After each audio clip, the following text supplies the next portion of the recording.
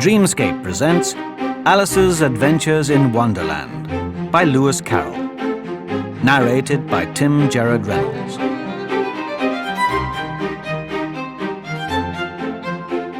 All in the golden afternoon, full leisurely we glide, for both our oars with little skill by little arms are plied, while little hands make vain pretence our wanderings to guide. Ah, cruel three, in such an hour beneath such dreamy weather, to beg a tale of breath too weak to stir the tiniest feather. Yet what can one poor voice avail against three tongues together? Imperious Prima flashes forth her edict to begin it. In gentler tones, Secunda hopes there will be nonsense in it, while Tertia interrupts the tale, not more than once a minute. Anon, to sudden silence won, in fancy they pursue the dream child moving through a land of wonders wild and new, in friendly chat with bird or beast, and half believe it true. And ever, as the story drained the wells of fancy dry, and faintly strove that weary one to put the subject by, "The rest next time, it is next time," the happy voices cry. Thus grew the tale of Wonderland. Thus slowly, one by one, its quaint events were hammered out, and now the tale is done, and home we steer, a merry crew, beneath the setting sun. Alice, a childish story take, and, with a gentle hand, lay it where childhood's dreams are twined in memory's mystic band, like pilgrims' withered wreath of flowers, plucked in a far-off land. Christmas Greetings, from a fairy to a child. Lady dear, if fairies may for a moment lay aside cunning tricks and elfish play, 'tis at Christmas tide. We have heard the children say, gentle children whom we love, long ago on Christmas Day came a message from above. Still, as Christmas tide comes round, they remember it again. Echoes still the joyful sound, peace on earth, goodwill to men. Yet the hearts must childlike be where such heavenly guests abide. Unto children in their glee all the year is Christmas-tide. Thus, forgetting tricks and play for a moment, lady dear, we would wish you, if we may, Merry Christmas, Glad New Year. Christmas, 1867. Chapter 1. Down the Rabbit Hole. Alice was beginning to get very tired of sitting by her sister on the bank and of having nothing to do. Once or twice she had peeped into the book her sister was reading, but it had no pictures or conversations in it. And what is the use of a book, thought Alice, without pictures or conversations? So she was considering, in her own mind, as well as she could, for the hot day made her feel very sleepy and stupid, whether the pleasure of making a daisy chain would be worth the trouble of getting up and picking the daisies, when suddenly a white rabbit with pink eyes ran close by her. There was nothing so very remarkable in that, nor did Alice think it so very much out of the way to hear the rabbit say to itself, oh dear, I shall be too late." When she thought it over afterwards, it occurred to her that she ought to have wondered at this, but at the time it all seemed quite natural. But when the rabbit actually took a watch out of its waistcoat pocket and looked at it, and then hurried on, Alice started to her feet, for it flashed across her mind that she had never before seen a rabbit with either a waistcoat pocket or a watch to take out of it, and burning with curiosity, she ran across the field after it and was just in time to see it pop down a large rabbit hole under the hedge.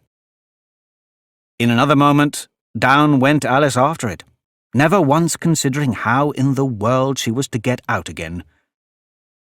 The rabbit hole went straight on, like a tunnel for some way, and then dipped suddenly down. So suddenly that Alice had not a moment to think about stopping herself before she found herself falling down what seemed to be a very deep well. Either the well was very deep, or she fell very slowly, for she had plenty of time as she went down to look about her, and to wonder what was going to happen next. First, she tried to look down and make out what she was coming to, but it was too dark to see anything. Then she looked at the sides of the well, and noticed that they were filled with cupboards and bookshelves. Here and there she saw maps and pictures hung upon pegs.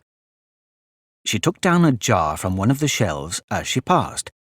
It was labelled orange marmalade, but to her great disappointment it was empty. She did not like to drop the jar for fear of killing somebody underneath, so managed to put it into one of the cupboards as she fell past it. "Well," thought Alice to herself, "after such a fall as this, I shall think nothing of tumbling downstairs. How brave they'll all think me at home. Why, I wouldn't say anything about it even if I fell off the top of the house." Which was very likely true. Down, down, down. Would the fall never come to an end? "I wonder how many miles I've fallen by this time," she said aloud. "I must be getting somewhere near the centre of the earth. Let me see. That would be 4,000 miles down, I think." For you see, Alice had learnt several things of this sort in her lessons in the schoolroom, and though this was not a very good opportunity for showing off her knowledge, as there was no one to listen to her, still it was good practice to say it over. "Yes, that's about the right distance. But then I wonder what latitude or longitude I've got to." Alice had not the slightest idea what latitude was, or longitude either, but she thought they were nice, grand words to say. Presently she began again. "I wonder if I shall fall right through the earth. How funny it'll seem to come out among the people that walk with their heads downwards. The antipathies, I think." She was rather glad there was no one listening this time, as it didn't sound at all the right word. "But I shall have to ask them what the name of the country is, you know. Please, Ma'am, is this New Zealand or Australia?"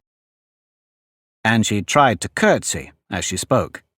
Fancy, curtsying as you're falling through the air. Do you think you could manage it? "And what an ignorant little girl she'll think me for asking. No, it'll never do to ask. Perhaps I shall see it written up somewhere."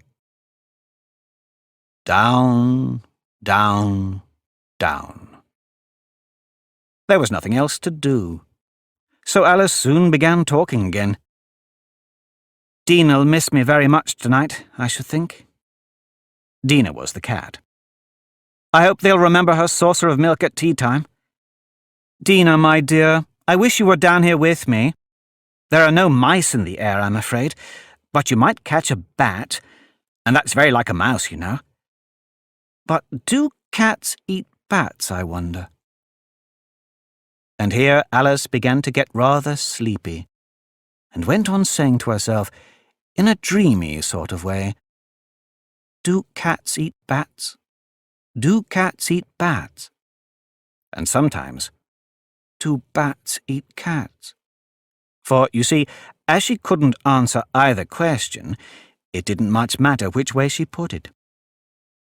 She felt that she was dozing off, and had just begun to dream that she was walking hand in hand with Dinah, and was saying to her very earnestly, "Now, Dinah, tell me the truth. Did you ever eat a bat?" When suddenly, thump, thump, down she came upon a heap of sticks and dry leaves, and the fall was over. Alice was not a bit hurt, and she jumped up onto her feet in a moment. She looked up, but it was all dark overhead. Before her was another long passage, and the white rabbit was still in sight, hurrying down it. There was not a moment to be lost. Away went Alice like the wind, and was just in time to hear it say, as it turned a corner, "Oh, my ears and whiskers! How late it's getting!" She was close behind it when she turned the corner, but the rabbit was no longer to be seen. She found herself in a long, low hall, which was lit up by a row of lamps hanging from the roof. There were doors all round the hall, but they were all locked, and when Alice had been all the way down one side and up the other, trying every door, she walked sadly down the middle, wondering how she was ever to get out again. Suddenly she came upon a little three-legged table, all made of solid glass. There was nothing on it but a tiny golden key. And Alice's first idea was that this might belong to one of the doors of the hall. But, alas, either the locks were too large, or the key was too small, but at any rate it would not open any of them. However, on the second time round, she came upon a low curtain she had not noticed before, and behind it was a little door about 15 inches high. She tried the little golden key in the lock, and to her great delight, it fitted. Alice opened the door, and found that it led into a small passage, not much larger than a rat-hole. She knelt down and looked along the passage into the loveliest garden you ever saw. How she longed to get out of that dark hall and wander about among those beds of bright flowers and those cool fountains, but she could not even get her head through the doorway. And even if my head would go through, thought poor Alice, it would be of very little use without my shoulders.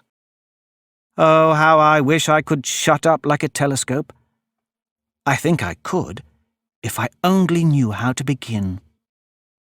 For you see, so many out-of-the-way things had happened lately that Alice had begun to think that very few things indeed were really impossible.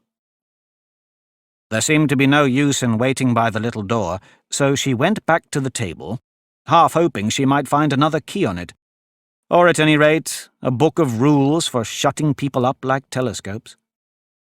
This time she found a little bottle on it, "which certainly was not here before," said Alice. And tied around the neck of the bottle was a paper label with the words, "Drink me," beautifully printed on it in large letters. It was all very well to say "drink me," but the wise little Alice was not going to do that in a hurry. "No, I'll look first," she said, "and see whether it's marked poison or not." For she had read several nice little stories about children who had got burnt and eaten up by wild beasts and other unpleasant things, all because they would not remember the simple rules their friends had taught them, such as that a red-hot poker will burn you if you hold it too long, and that if you cut your finger very deeply with a knife, it usually bleeds.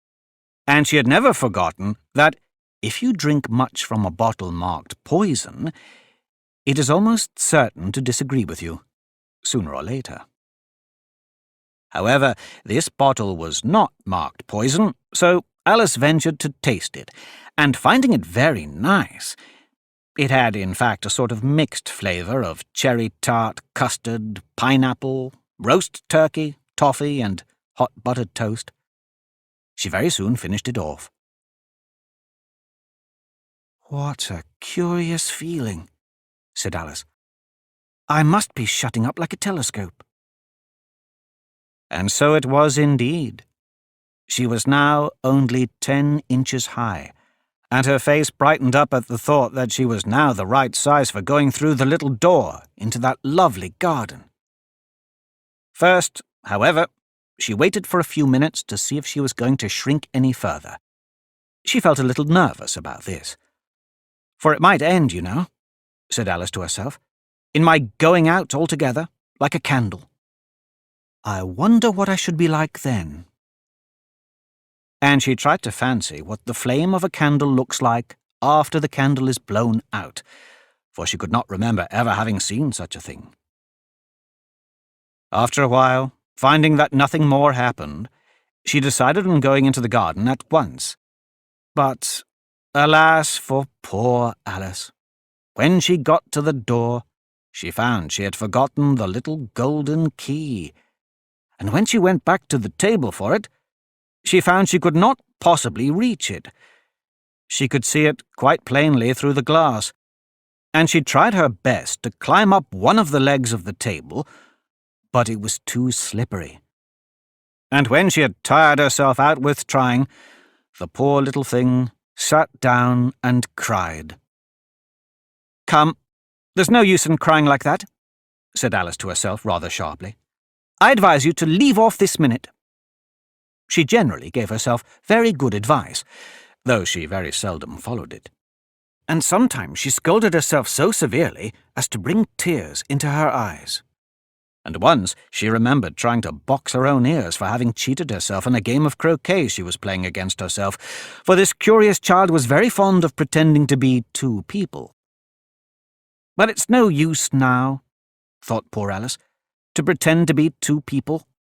Why, there's hardly enough of me left to make one respectable person. Soon her eye fell on a little glass box that was lying under the table. She opened it, and found in it a very small cake, on which the words, "Eat me," were beautifully marked in currants. "Well, I'll eat it," said Alice, "and if it makes me grow larger, I can reach the key, and if it makes me grow smaller, I can creep under the door. So either way, I'll get into the garden, and I don't care which happens." She ate a little bit, and said, anxiously to herself, "Which way? Which way?" holding her hand on the top of her head to feel which way it was growing, and she was quite surprised to find that she remained the same size. To be sure, this is what generally happens when one eats cake. But Alice had got so much into the way of expecting nothing but out-of-the-way things to happen that it seemed quite dull and stupid for life to go on in the common way. So she set to work, and very soon finished off the cake. Chapter 2. The Pool of Tears.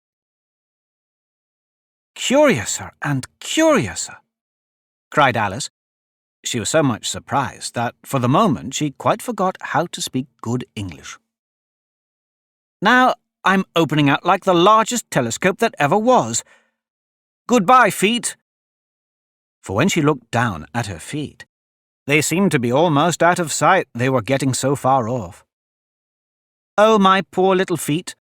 I wonder who will put on your shoes and stockings for you now, dears. I'm sure I shan't be able. I shall be a great deal too far off to trouble myself about you. You must manage the best way you can, but I must be kind to them," thought Alice.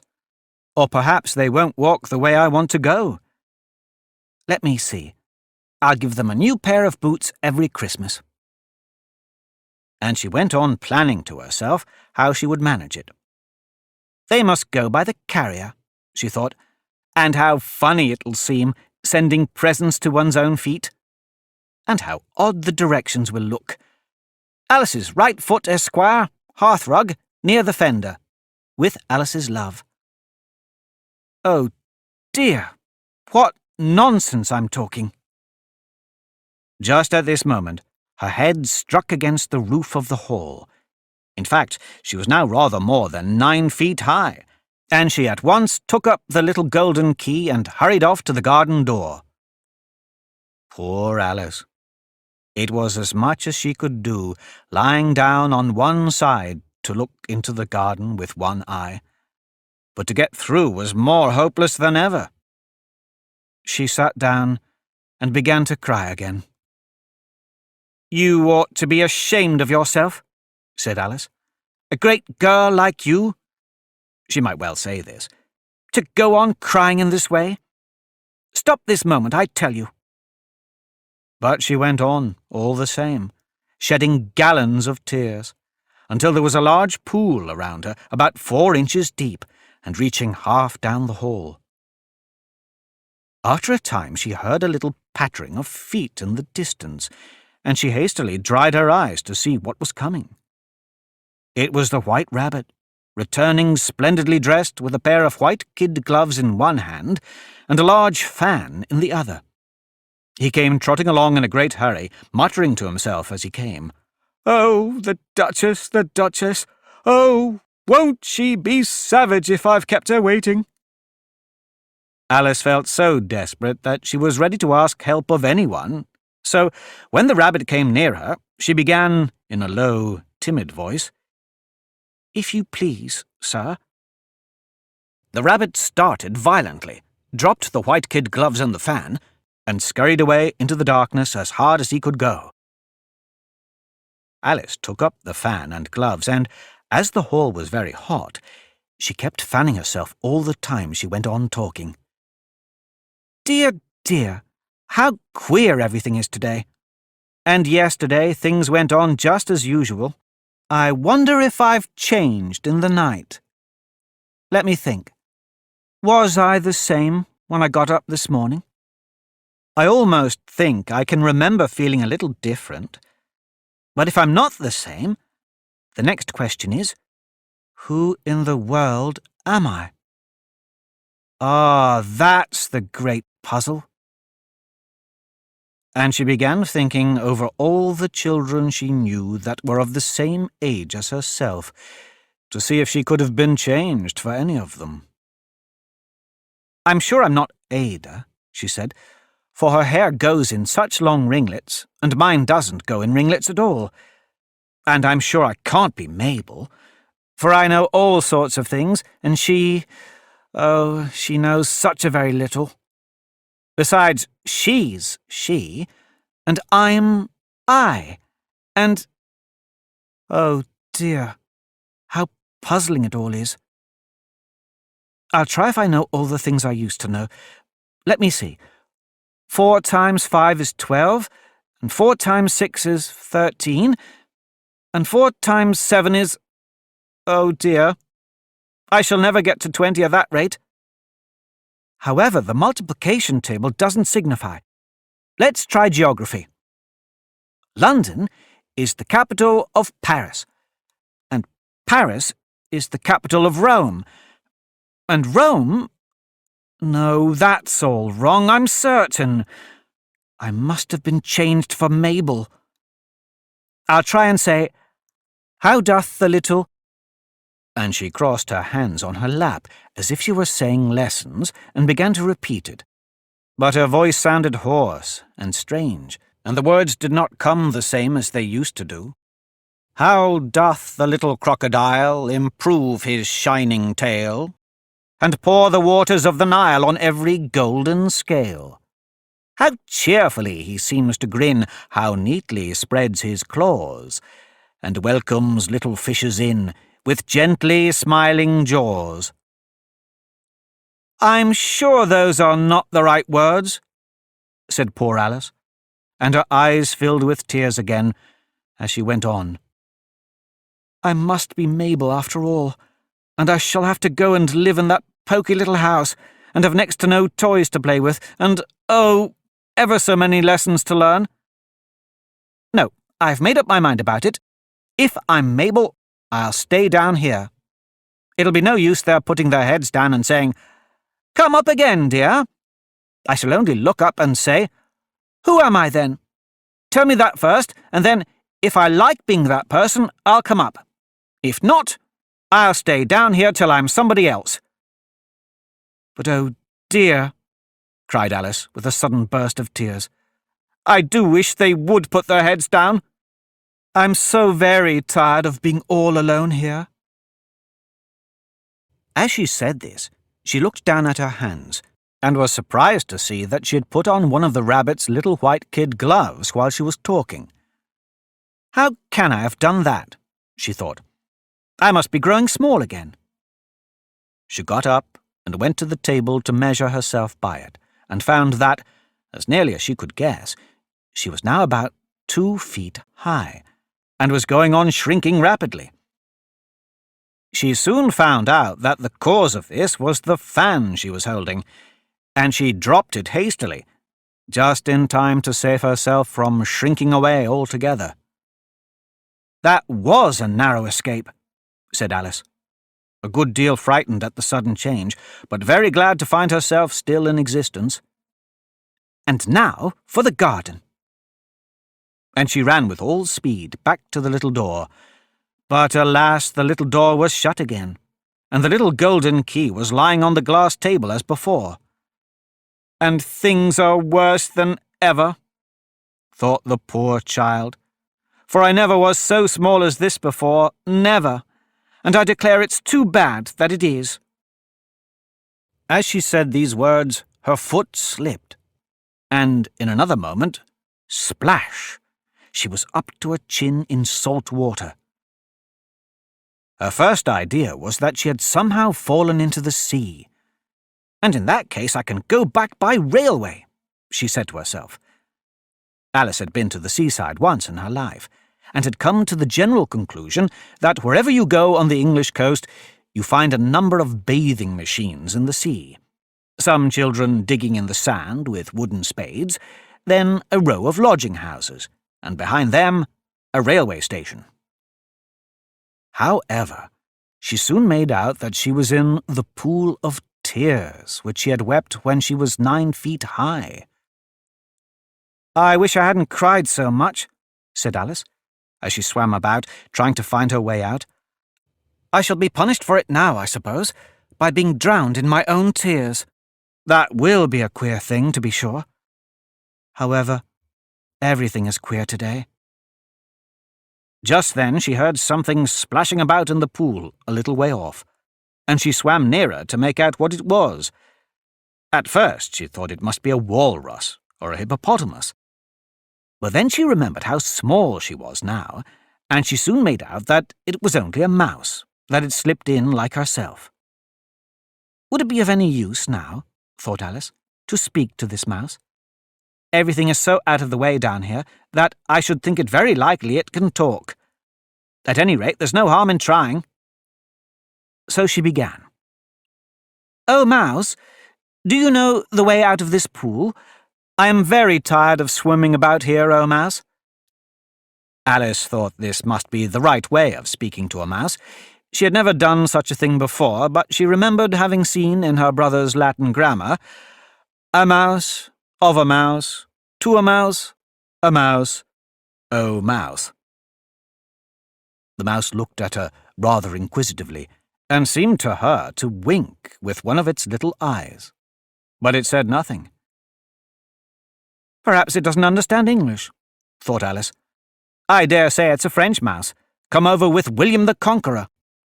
For with all her knowledge of history, Alice had no very clear notion of how long ago anything had happened. So she began again. "Où est ma chatte?" which was the first sentence in her French lesson book. The mouse gave a sudden leap out of the water and seemed to quiver all over with fright. "Oh, I beg your pardon," cried Alice hastily, afraid that she had hurt the poor animal's feelings. "I quite forgot you didn't like cats." "Not like cats?" cried the mouse in a shrill, passionate voice. "Would you like cats if you were me?" "Well, perhaps not," said Alice in a soothing tone.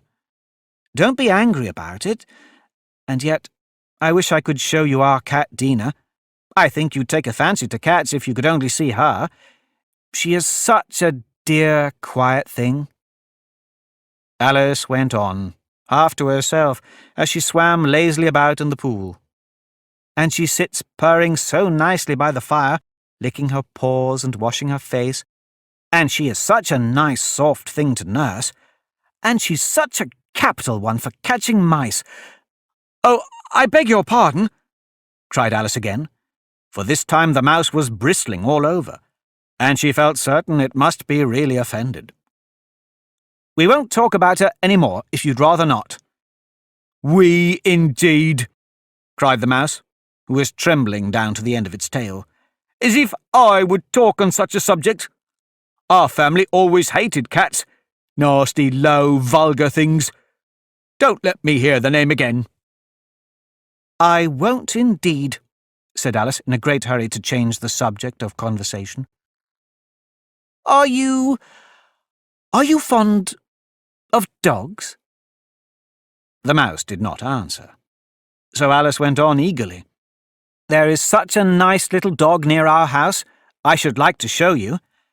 A little bright-eyed terrier, you know, with such long, curly brown hair. And it'll fetch things when you throw them, and it'll sit up and beg for its dinner, and all sorts of things. I can't remember half of them. And it belongs to a farmer, you know, and he says it's so useful it's worth £100. He says it kills all the rats and—" "Oh, dear," cried Alice in a sorrowful tone. "I'm afraid I've offended it again." For the mouse was swimming away from her as hard as it could go, and making quite a commotion in the pool as it went. So she called softly after it, "Mouse, dear, do come back again, and we won't talk about cats, or dogs either, if you don't like them." When the mouse heard this, it turned round and swam slowly back to her. Its face was quite pale. With passion, Alice thought. And it said, in a low, trembling voice, "Let us get to the shore, and then I'll tell you my history, and you'll understand why it is I hate cats and dogs." It was high time to go, for the pool was getting quite crowded with the birds and animals that had fallen into it. There was a duck and a dodo, a lorry and an eaglet, and several other curious creatures. Alice led the way, and the whole party swam to the shore. Chapter 3. A Caucus Race and a Long Tail. They were indeed a queer-looking party that assembled on the bank, the birds with their draggled feathers, the animals with their fur clinging close to them, and all dripping wet, cross, and uncomfortable. The first question, of course, was how to get dry again. They had a consultation about this, and after a few minutes it seemed quite natural to Alice to find herself talking familiarly with them, as if she had known them all her life. Indeed, she had quite a long argument with the lorry, who at last turned sulky, and would only say, "I'm older than you, and must know better." And this Alice would not allow, without knowing how old it was, and as the lorry positively refused to tell its age, there was no more to be said. At last, the mouse, who seemed to be a person of some authority among them, called out, "Sit down, all of you, and listen to me. I'll soon make you dry enough." They all sat down at once, in a large ring, with the mouse in the middle. Alice kept her eyes anxiously fixed on it, for she felt sure she would catch a bad cold if she did not get dry very soon. "Ahem," said the mouse with an important air. "Are you all ready? This is the driest thing I know. Silence all round, if you please. William the Conqueror, whose cause was favoured by the Pope, was soon submitted to by the English, who wanted leaders, and had been of late much accustomed to usurpation and conquest. Edwin and Morcar, the Earls of Mercia and Northumbria— "Ugh," said the lorry with a shiver. "I beg your pardon," said the mouse, frowning but very politely. "Did you speak?" "Not I," said the lorry hastily. "I thought you did," said the mouse. "I proceed. Edwin and Morcar, the Earls of Mercia and Northumbria, declared for him, and even Stigand, the patriotic Archbishop of Canterbury, found it advisable—" "Found what?" said the duck.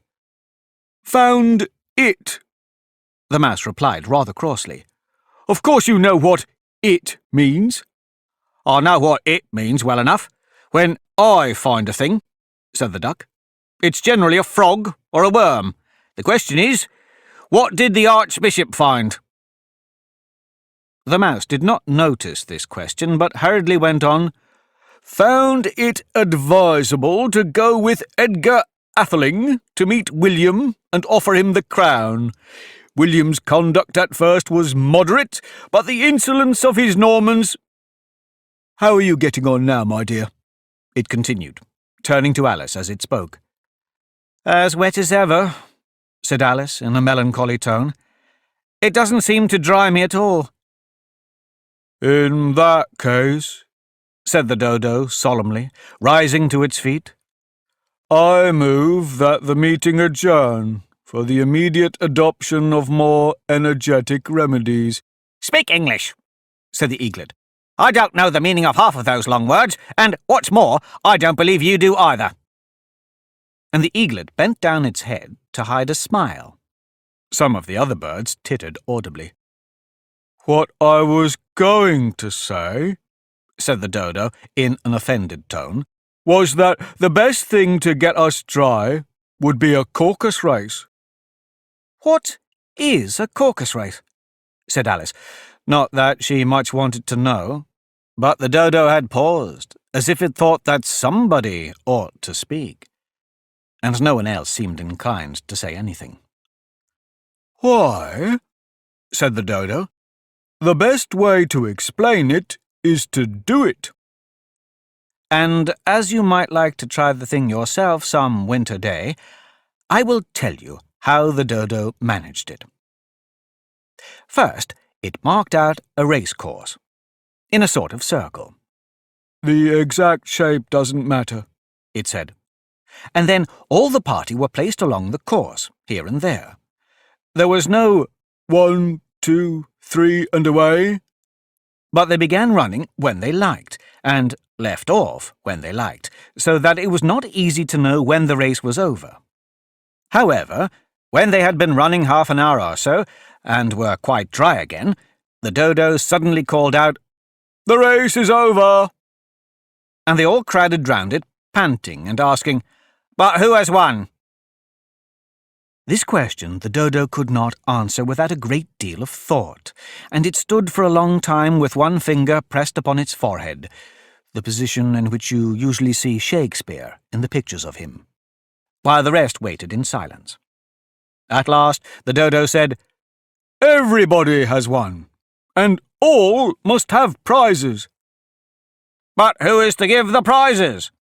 quite a chorus of voices asked. "Why, she, of course," said the dodo, pointing to Alice with one finger, and the whole party at once crowded round her, calling out in a confused way, "Prizes! Prizes!" Alice had no idea what to do, and in despair she put her hand in her pocket and pulled out a box of comfits.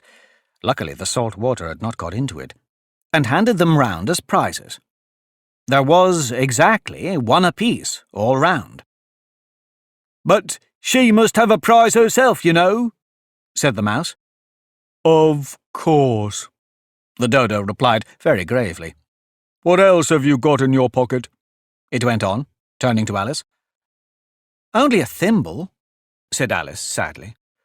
"Hand it over here," said the dodo.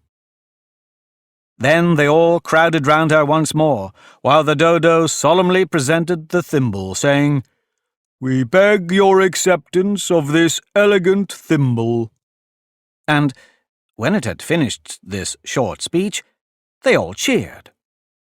Alice thought the whole thing very absurd, but they all looked so grave that she did not dare to laugh, and, as she could not think of anything to say, she simply bowed, and took the thimble, looking as solemn as she could. The next thing was to eat the comfits. This caused some noise and confusion, as the large birds complained that they could not taste theirs, and the small ones choked and had to be patted on the back. However, it was over at last, and they sat down again in a ring, and begged the mouse to tell them something more. "You promised to tell me your history, you know," said Alice, "and why it is you hate C and D," she added in a whisper, half afraid that it would be offended again. "Mine is a long and a sad tale," said the mouse, turning to Alice and sighing. "It is a long tale, certainly," said Alice, looking down with wonder at the mouse's tail. "But why do you call it sad?" And she kept on puzzling about it while the mouse was speaking, so that her idea of the tale was something like this. Fury said to a mouse that he met in the house, "Let us both go to law. I will prosecute you. Come, I'll take no denial. We must have a trial. For really this morning I've nothing to do." Said the mouse to the cur, "Such a trial, dear sir, with no jury or judge, would be wasting our breath." "I'll be judge, I'll be jury," said cunning old Fury. "I'll try the whole cause and condemn you to death." "You are not attending," said the mouse to Alice severely. "What are you thinking of?" "I beg your pardon," said Alice very humbly. "You had got to the fifth bend, I think." "I had not," cried the mouse, sharply and very angrily. "Not?" said Alice, always ready to make herself useful, and looking anxiously about her. "Oh, do let me help to undo it." "I shall do nothing of the sort," said the mouse, getting up and walking away. "You insult me by talking such nonsense." "I didn't mean it," pleaded poor Alice. "But you're so easily offended, you know." The mouse only growled in reply. "Please come back and finish your story," Alice called after it, and the others all joined in chorus. "Yes, please do." But the mouse only shook its head impatiently and walked a little quicker. "What a pity it wouldn't stay," sighed the lorry, as soon as it was quite out of sight. And an old crab took the opportunity of saying to her daughter, "Oh, my dear, let this be a lesson to you never to lose your temper." "Hold your tongue, Ma," said the young crab, a little snappishly. "You're enough to try the patience of an oyster." "I wish I had our Dina here, I know I do," said Alice aloud, addressing nobody in particular. "She'd soon fetch it back." "And who is Dina, if I might venture to ask the question?" said the lorry. Alice replied eagerly, for she was always ready to talk about her pet. "Dina's our cat. She's such a capital one for catching mice, you can't think, and oh, I wish you could see her after the birds. Why, she'll eat a little bird as soon as look at it." This speech caused a remarkable sensation among the party. Some of the birds hurried off at once. One old magpie began wrapping itself up very carefully, remarking, "I really must be getting home. The night air doesn't suit my throat." And a canary called out in a trembling voice to its children, "Come away, my dears. It's high time you were all in bed." On various pretexts, they all moved off, and Alice was soon left alone. "I wish I hadn't mentioned Dina," she said to herself in a melancholy tone. "Nobody seems to like her down here, and I'm sure she's the best cat in the world. Oh, my dear Dina, I wonder if I shall ever see you any more." And here poor Alice began to cry again, for she felt very lonely and low-spirited. In a little while, however, she again heard a little pattering of footsteps in the distance, and she looked up eagerly, half hoping that the mouse had changed his mind and was coming back to finish his story. Chapter 4. The Rabbit Sends in a Little Bill. It was the White Rabbit, trotting slowly back again, and looking anxiously about it as it went, as if it had lost something, and she heard it muttering to itself, the Duchess, oh, my dear paws, oh, my fur and whiskers, she'll get me executed, as sure as ferrets are ferrets. Where can I have dropped them, I wonder?" Alice guessed in a moment that it was looking for the fan and the pair of white kid gloves, and she very good-naturedly began hunting about for them, but they were nowhere to be seen. Everything seemed to have changed since her swim in the pool, and the great hall with the glass table and the little door had vanished completely. Very soon the rabbit noticed Alice as she went hunting about, and called out to her in an angry tone, "Why, Mary Ann, what are you doing out here? Run home this moment and fetch me a pair of gloves and a fan. Quick now!" And Alice was so much frightened that she ran off at once in the direction it pointed to, without trying to explain the mistake that it had made. "He took me for his housemaid," she said to herself as she ran. "How surprised he'll be when he finds out who I am. But I'd better take him his fan and gloves. That is, if I can find them." As she said this, she came upon a neat little house, on the door of which was a bright brass plate with the name W. Rabbit engraved upon it. She went in without knocking and hurried upstairs in great fear lest she should meet the real Mary Ann, and be turned out of the house before she had found the fan and gloves. "How queer it seems," Alice said to herself, "to be going messages for a rabbit. I suppose Dinah'll be sending me on messages next." And she began fancying the sort of thing that would happen. "Miss Alice, come here directly and get ready for your walk." "Coming in a minute, nurse, but I've got to watch this mouse hole till Dinah comes back, and see that the mouse doesn't get out." "Only I don't think," Alice went on, "that they'd let Dinah stop in the house if it began ordering people about like that." By the time she had found her way into a tidy little room with a table in the window, and on it, as she had hoped, a fan and 2 or 3 pairs of tiny white kid gloves, she took up the fan and a pair of the gloves, and was just going to leave the room when her eye fell upon a little bottle that stood near the looking-glass. There was no label this time with the words, "Drink me," but nevertheless she uncorked it and put it to her lips. "I know something interesting is sure to happen," she said to herself, "whenever I eat or drink anything. So I'll just see what this bottle does. I do hope it'll make me grow large again, for really I'm quite tired of being such a tiny little thing." It did so indeed, and much sooner than she had expected.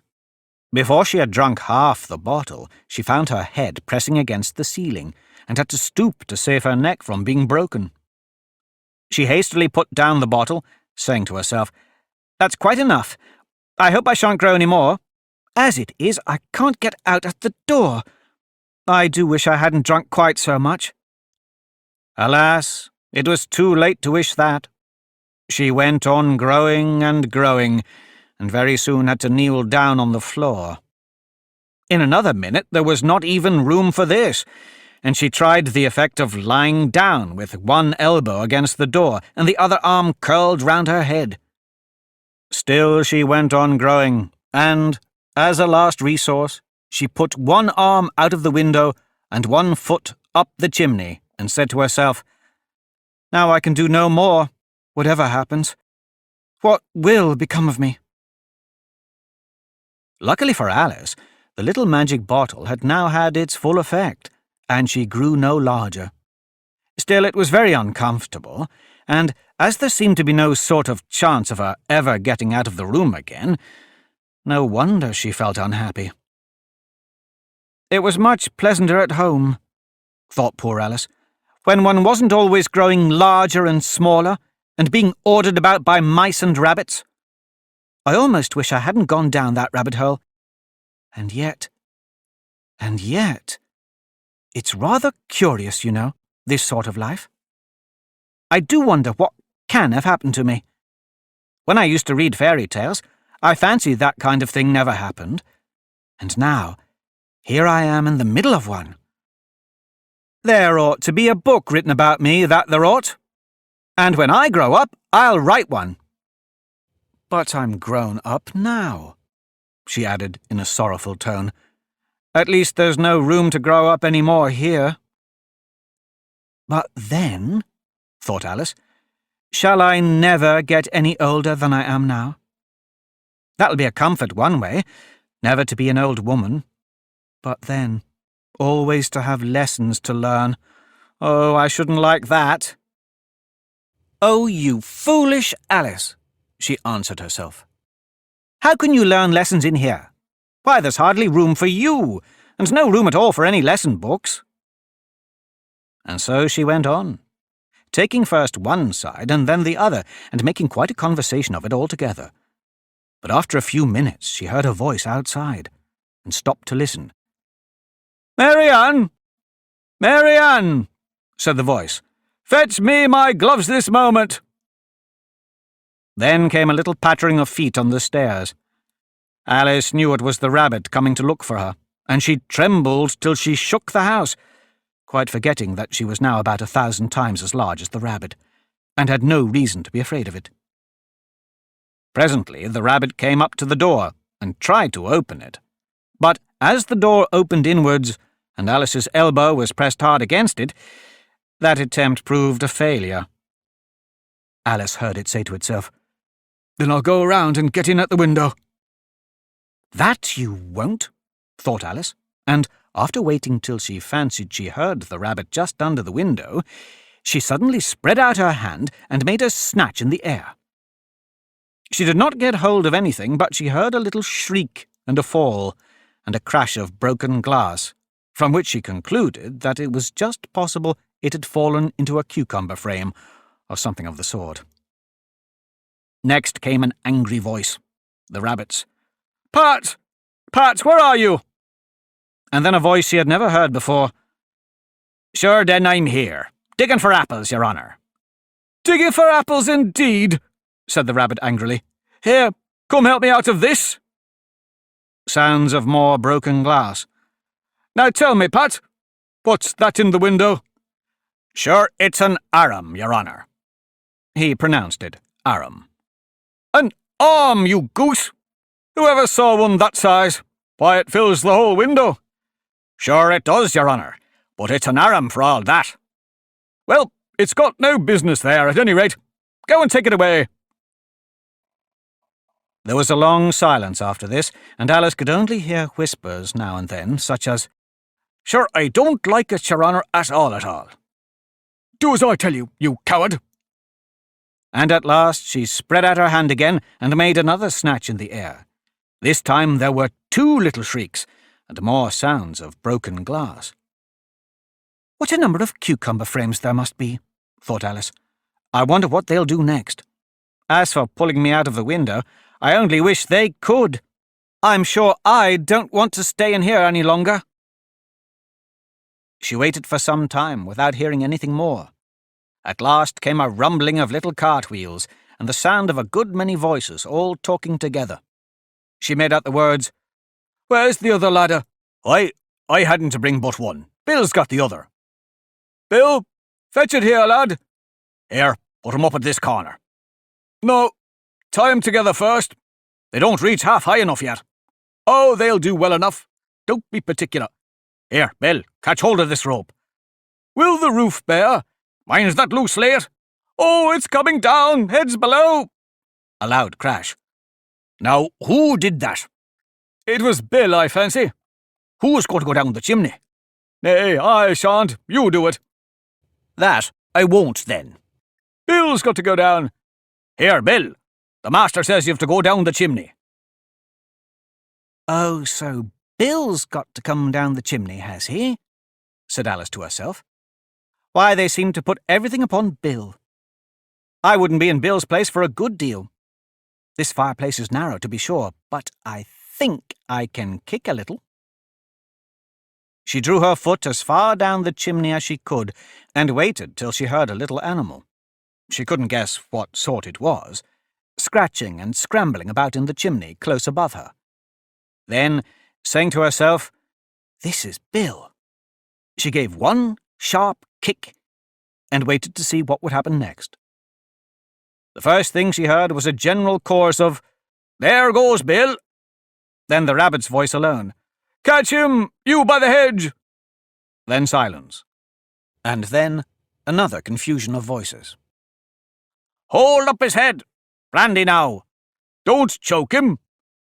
How was it, old fellow?" "What happened to you? Tell us all about it." Last came a feeble, squeaking voice. "That's Bill," thought Alice. "Well, I hardly know. No more, thank ye, I'm better now. But I'm a deal too flustered to tell you. All I know is, something comes at me like a jack-in-the-box, and up I goes like a skyrocket." "So you did, old fellow," said the others. "We must burn the house down," said the rabbit's voice.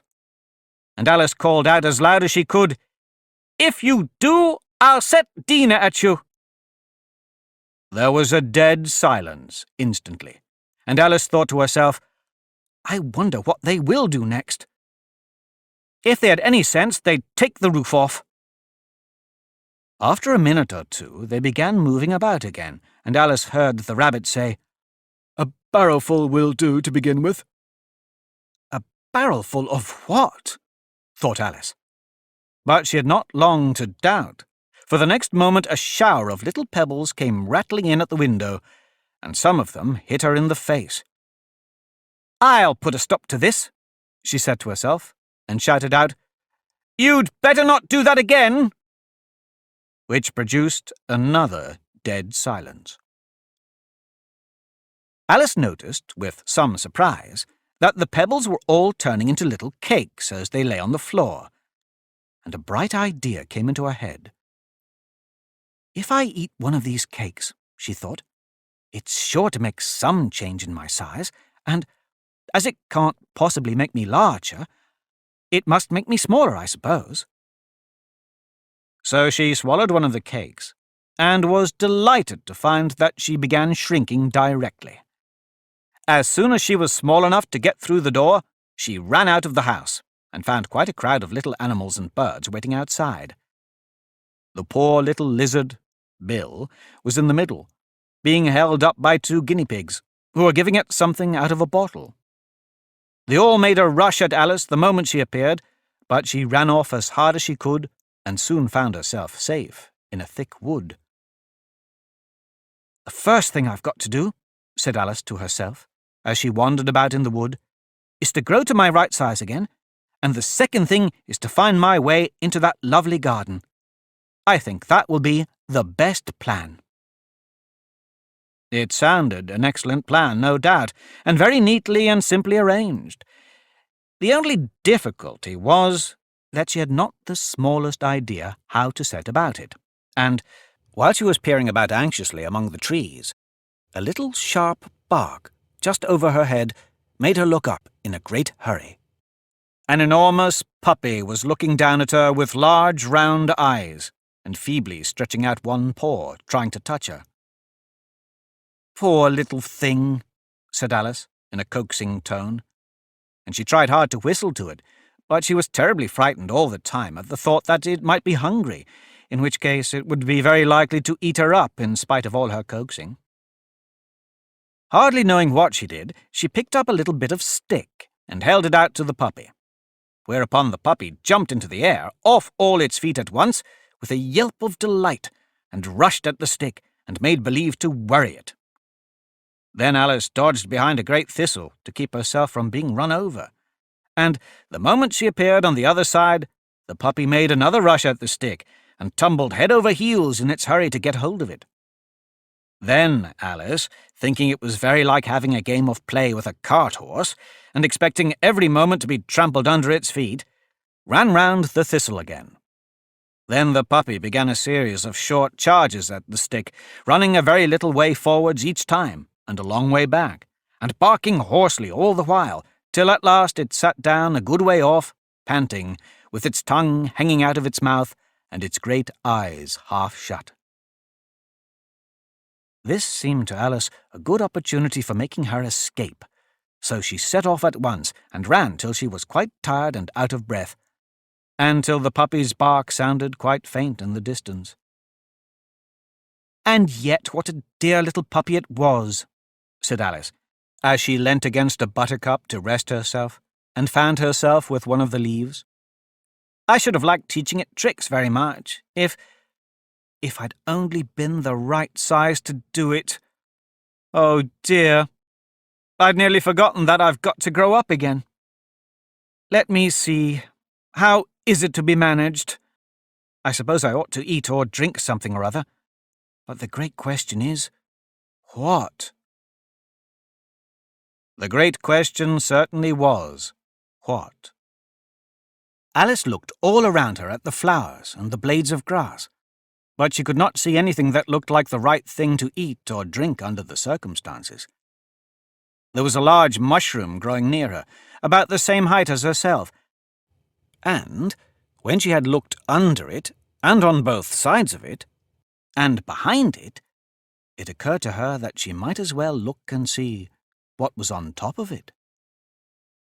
She stretched herself up on tiptoe and peeped over the edge of the mushroom, and her eyes immediately met those of a large blue caterpillar that was sitting on the top with its arms folded, quietly smoking a long hookah, and taking not the smallest notice of her or of anything else.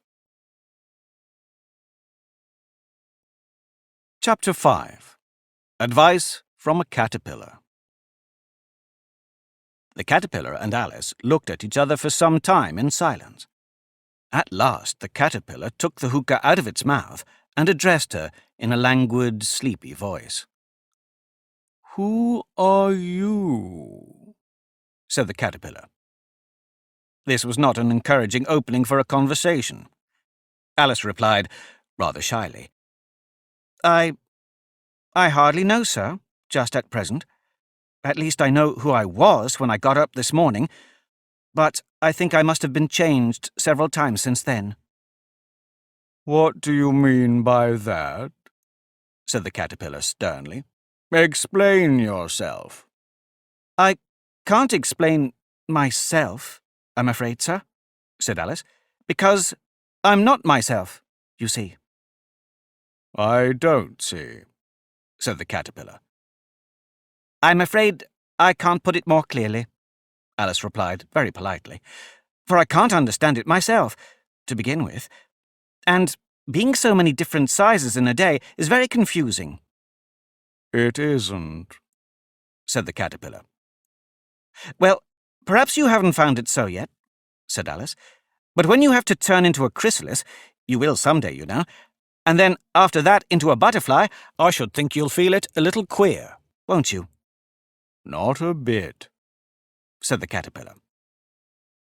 "Well, perhaps your feelings may be different," said Alice. "All I know is, it would feel very queer to me." "You," said the caterpillar contemptuously. "Who are you?" Which brought them back again to the beginning of the conversation. Alice felt a little irritated at the caterpillar's making such very short remarks, and she drew herself up and said, very gravely, "I think you ought to tell me who you are first." "Why?" said the caterpillar. Here was another puzzling question, and as Alice could not think of any good reason, and the caterpillar seemed to be in a very unpleasant state of mind, she turned away. "Come back," the caterpillar called after her. "I've something important to say." This sounded promising, certainly. Alice turned and came back again. "Keep your temper," said the caterpillar. "Is that all?" said Alice, swallowing down her anger as well as she could. "No," said the caterpillar.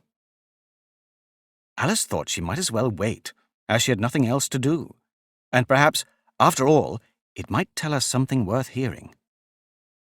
For some minutes it puffed away without speaking, but at last it unfolded its arms, took the hookah out of its mouth again, and said, "So you think you're changed, do you?" "I'm afraid I am, sir," said Alice. "I can't remember things as I used, and I don't keep the same size for 10 minutes together." "Can't remember what things?" said the caterpillar. "Well, I've tried to say, how doth the little busy bee, but it all came different," Alice replied in a very melancholy voice. "Repeat, you are old, Father William," said the caterpillar. Alice folded her hands and began. "You are old, Father William," the young man said, "and your hair has become very white, and yet you incessantly stand on your head. Do you think, at your age, it is right?" "In my youth," Father William replied to his son, "I feared it might injure the brain, but now that I'm perfectly sure I have none, why, I do it again and again." "You are old," said the youth, "as I mentioned before, and have grown most uncommonly fat. Yet you turned a back somersault in at the door. Pray, what is the reason of that?" "In my youth," said the sage, as he shook his grey locks, "I kept all my limbs very supple by the use of this ointment, 1 shilling the box. Allow me to sell you a couple." "You are old," said the youth, "and your jaws are too weak for anything tougher than suet. Yet you finished the goose with the bones and the beak. Pray, how did you manage to do it?" "In my youth," said his father, "I took to the law and argued each case with my wife, and the muscular strength which it gave to my jaw has lasted the rest of my life." "You are old," said the youth. "One would hardly suppose that your eye was as steady as ever. Yet you balanced an eel on the end of your nose. What made you so awfully clever?" "I have answered 3 questions, and that is enough," said his father. "Don't give yourself airs. Do you think I can listen all day to such stuff? Be off, or I'll kick you downstairs." "That is not said right," said the caterpillar. "Not quite right, I'm afraid," said Alice timidly. "Some of the words have got altered." "It is wrong from beginning to end," said the caterpillar decidedly. And there was silence for some minutes. The caterpillar was the first to speak. "What size do you want to be?" it asked. "Oh, I'm not particular as to size," Alice hastily replied. "Only one doesn't like changing so often, you know." "I don't know," said the caterpillar. Alice said nothing. She had never been so much contradicted in all her life before, and she felt that she was losing her temper. "Are you content now?" said the caterpillar. "Well, I should like to be a little larger, sir, if you wouldn't mind," said Alice. 3 inches is such a wretched height to be." "It is a very good height indeed," said the caterpillar angrily, rearing itself upright as it spoke. It was exactly 3 inches high. "But I'm not used to it," pleaded poor Alice in a piteous tone. And she thought to herself, "I wish the creatures wouldn't be so easily offended." "You'll get used to it in time," said the caterpillar, and it put the hookah into its mouth and began smoking again. This time Alice waited patiently until it chose to speak again. In a minute or 2 the caterpillar took the hookah out of its mouth and yawned once or twice and shook itself. Then it got down off the mushroom and crawled away into the grass, merely remarking as it went, "One side will make you grow taller, and the other side will make you grow shorter." "One side of what? The other side of what?" thought Alice to herself. "Of the mushroom," said the caterpillar, just as if she had asked it aloud, and in another moment it was out of sight. Alice remained looking thoughtfully at the mushroom for a minute, trying to make out which were the 2 sides of it, and, as it was perfectly round, she found this a very difficult question. However, at last she stretched her arms round it as far as they would go and broke off a bit of the edge with each hand. "And now, which is which?" she said to herself, and nibbled a little of the right-hand bit to try the effect. The next moment she felt a violent blow underneath her chin. It had struck her foot. She was a good deal frightened by this very sudden change, but she felt that there was no time to be lost, as she was shrinking rapidly, so she set to work at once to eat some of the other bit. Her chin was pressed so closely against her foot that there was hardly room to open her mouth, but she did it at last, and managed to swallow a morsel of the left-hand bit. "Come, my head's free at last," said Alice in a tone of delight, which changed into alarm in another moment, when she found that her shoulders were nowhere to be found. All she could see when she looked down was an immense length of neck, which seemed to rise like a stalk out of a sea of green leaves that lay far below her. "What can all that green stuff be?" said Alice. "And where have my shoulders got to? And, oh, my poor hands! How is it I can't see you? She was moving them about as she spoke, but no result seemed to follow, except a little shaking among the distant green leaves.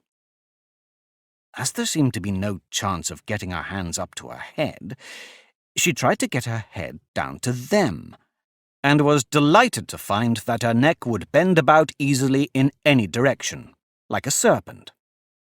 She had just succeeded in curving it down into a graceful zigzag, and was going to dive in among the leaves, which she found to be nothing but the tops of the trees under which she had been wandering, when a sharp hiss made her draw back in a hurry. A large pigeon had flown into her face, and was beating her violently with its wings. "Serpent!" screamed the pigeon.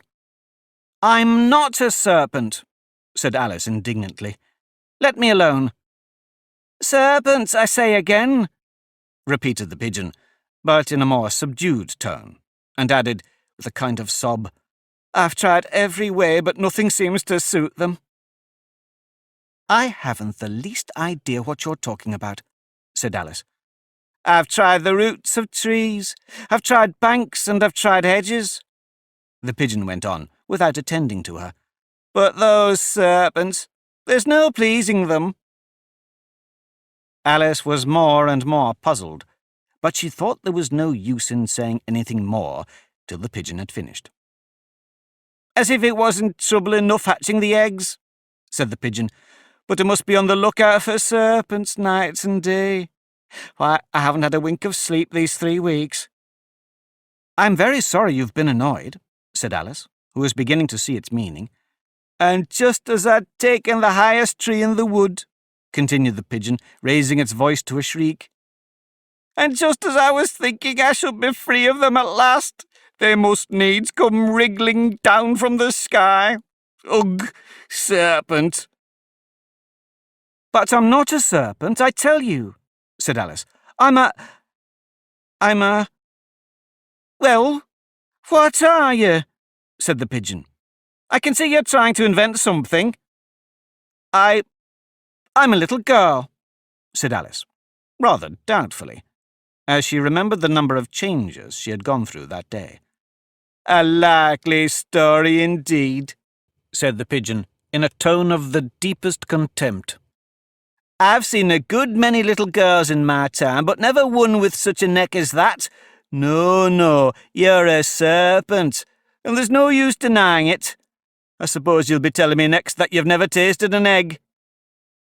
"I have tasted eggs, certainly," said Alice, who was a very truthful child. "But little girls eat eggs quite as much as serpents do, you know."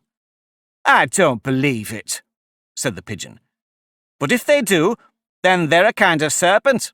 That's all I can say." This was such a new idea to Alice that she was quite silent for a minute or two, which gave the pigeon the opportunity of adding, "You're looking for eggs. I know that well enough. And what does it matter to me whether you're a little girl or a serpent?" "It matters a good deal to me," said Alice hastily. "But I'm not looking for eggs, as it happens, and if I was, I shouldn't want yours. I don't like them raw." "Well, be off, then," said the pigeon in a sulky tone, as it settled down again into its nest. Alice crouched down among the trees as well as she could, for her neck kept getting entangled among the branches, and every now and then she had to stop and untwist it. After a while, she remembered that she still held the pieces of mushroom in her hands, and she set to work very carefully, nibbling first at one and then at the other, and growing sometimes taller and sometimes shorter, until she had succeeded in bringing herself down to her usual height. It was so long since she had been anything near the right size that it felt quite strange at first, but she got used to it in a few minutes and began talking to herself as usual. "Come, there's half my plan done now. How puzzling all these changes are. I'm never sure what I'm going to be from one minute to another. However, I've got back to my right size. The next thing is to get into that beautiful garden. How is that to be done, I wonder?" As she said this, she came suddenly upon an open place, with a little house in it about 4 feet high. "Whoever lives there," thought Alice, "it'll never do to come upon them this size. Why, I should frighten them out of their wits." So she began nibbling at the right-hand bit again, and did not venture to go near the house till she had brought herself down to 9 inches high.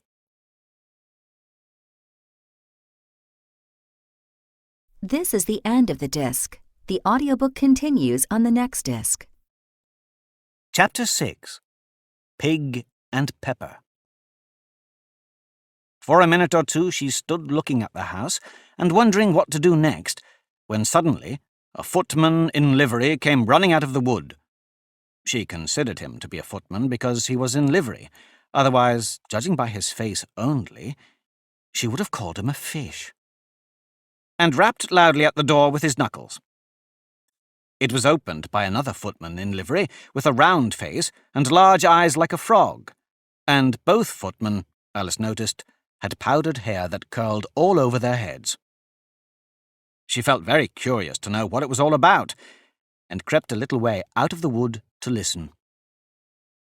The fish footman began by producing from under his arm a great letter, nearly as large as himself, and this he handed over to the other, saying in a solemn tone, "For the Duchess, an invitation from the Queen to play croquet." The frog footman repeated in the same solemn tone, only changing the order of the words a little.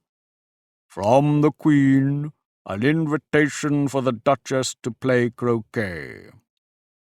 They both bowed, and their curls got entangled together.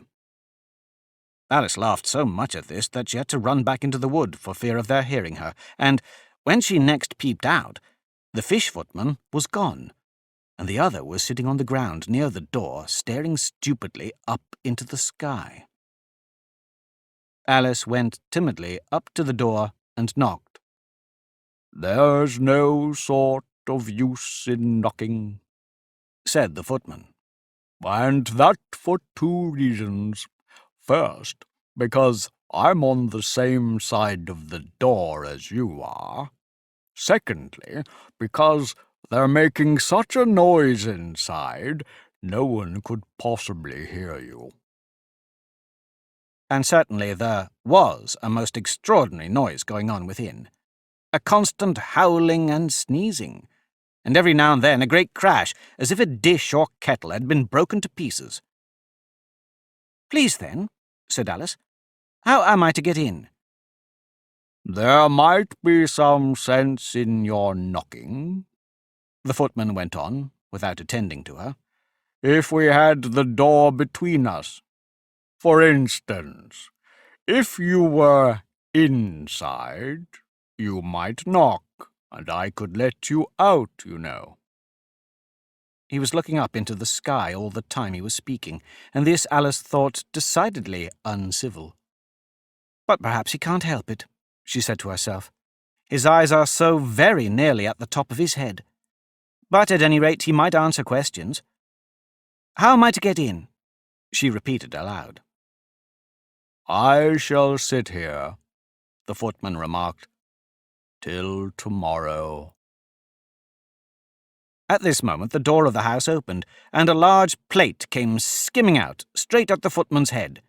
It just grazed his nose and broke to pieces against one of the trees behind him. "Or next day, maybe," the footman continued in the same tone, exactly as if nothing had happened. "How am I to get in?"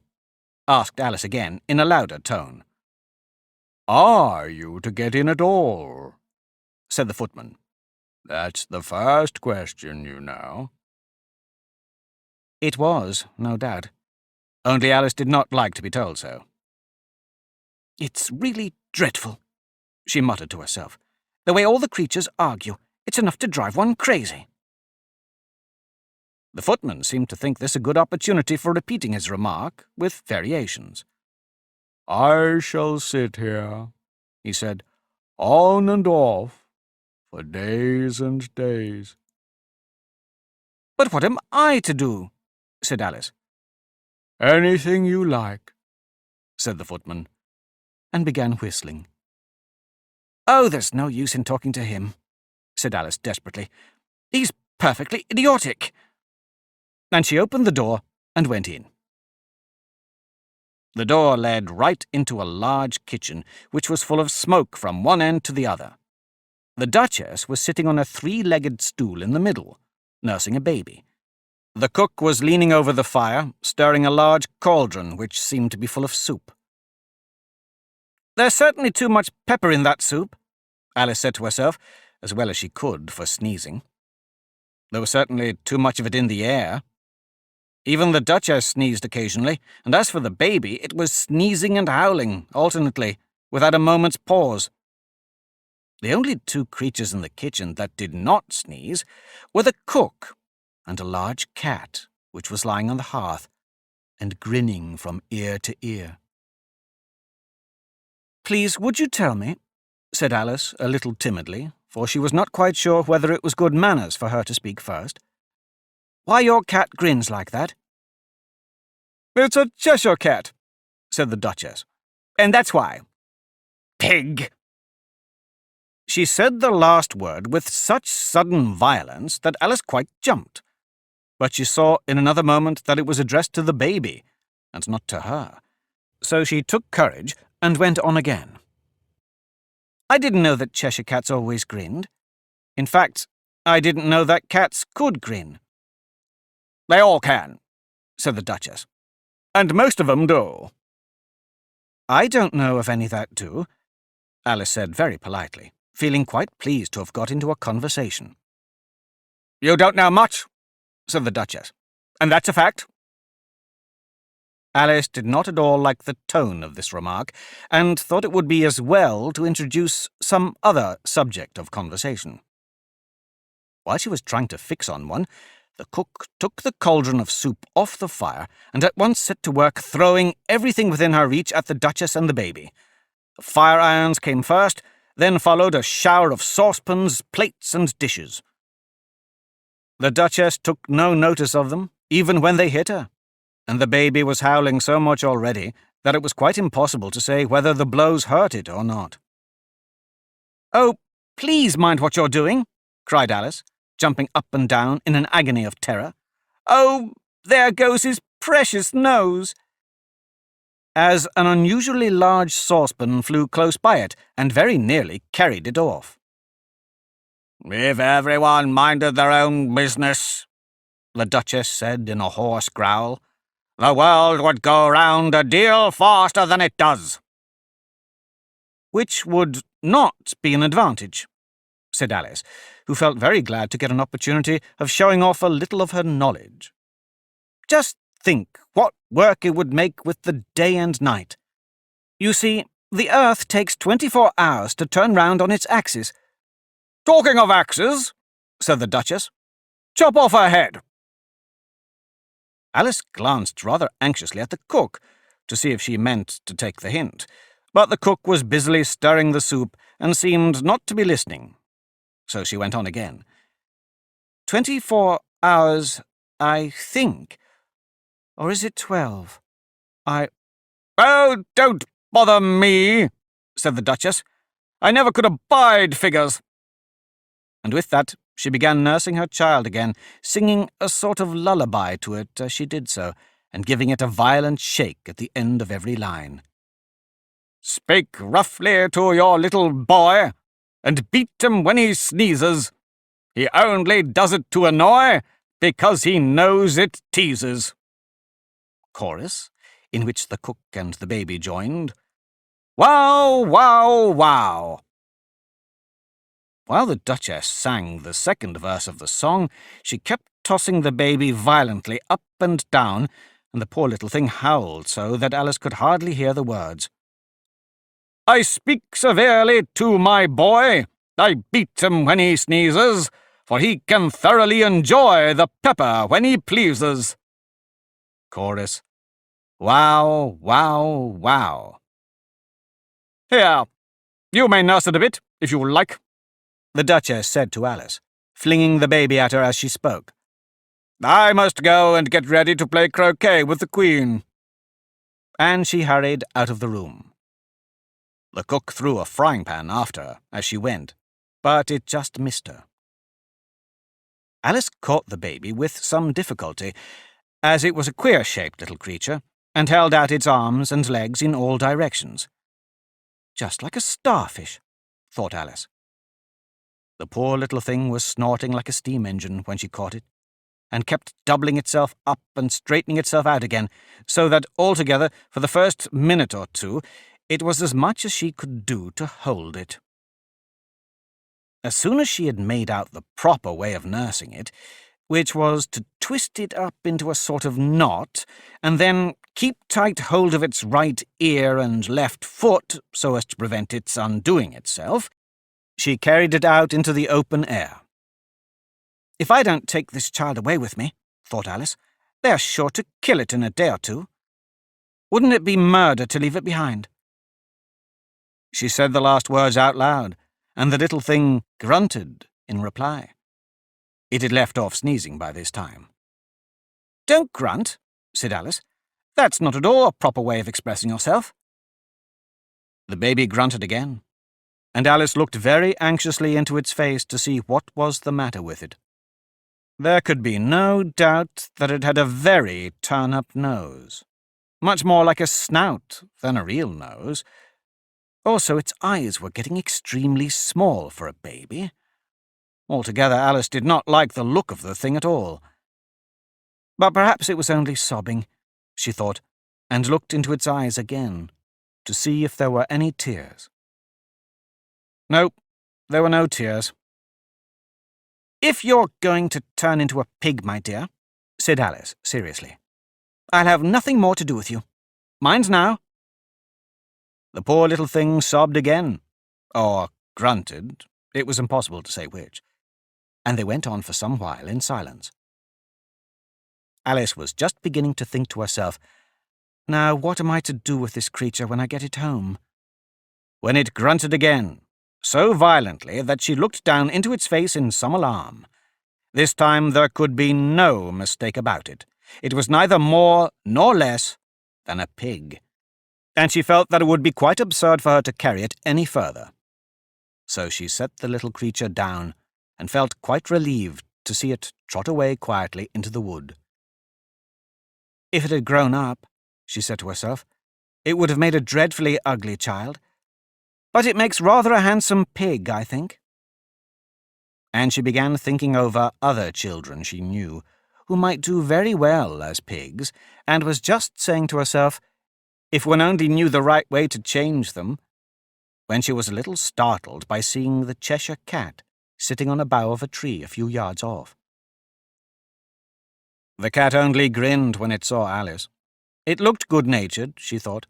Still, it had very long claws and a great many teeth, so she felt that it ought to be treated with respect. "Cheshire Puss," she began, rather timidly, as she did not at all know whether it would like the name. However, it only grinned a little wider. "Come, it's pleased so far," thought Alice, and she went on. "Would you tell me, please, which way I ought to go from here?" "That depends a good deal on where you want to get to," said the cat. "I don't much care where," said Alice. "Then it doesn't matter which way you go," said the cat. "So long as I get somewhere," Alice added as an explanation. "Oh, you're sure to do that," said the cat, "if you only walk long enough." Alice felt that this could not be denied, so she tried another question. "What sort of people live about here?" "In that direction," the cat said, waving its right paw round, "lives a hatter. And in that direction," waving the other paw, "lives a March hare. Visit either you like. They're both mad." "But I don't want to go among mad people," Alice remarked. "Oh, you can't help that," said the cat. "We're all mad here. I'm mad. You're mad." "How do you know I'm mad?" said Alice. "You must be," said the cat. or you wouldn't have come here. Alice didn't think that proved it at all. However, she went on, "And how do you know that you're mad?" To begin with, said the cat, a dog's not mad. You grant that? "I suppose so," said Alice. Well then, the cat went on, you see, a dog growls when it's angry and wags its tail when it's pleased. Now, I growl when I'm pleased and wag my tail when I'm angry. Therefore, I'm mad. "I call it purring, not growling," said Alice. Call it what you like, said the cat. Do you play croquet with the Queen today? "I should like it very much," said Alice, "but I haven't been invited yet." You'll see me there, said the cat, and vanished. Alice was not much surprised at this. She was getting so well used to queer things happening. While she was still looking at the place where it had been, it suddenly appeared again. By the by, what became of the baby? Said the cat. I'd nearly forgotten to ask. It turned into a pig, Alice answered very quietly, just as if the cat had come back in a natural way.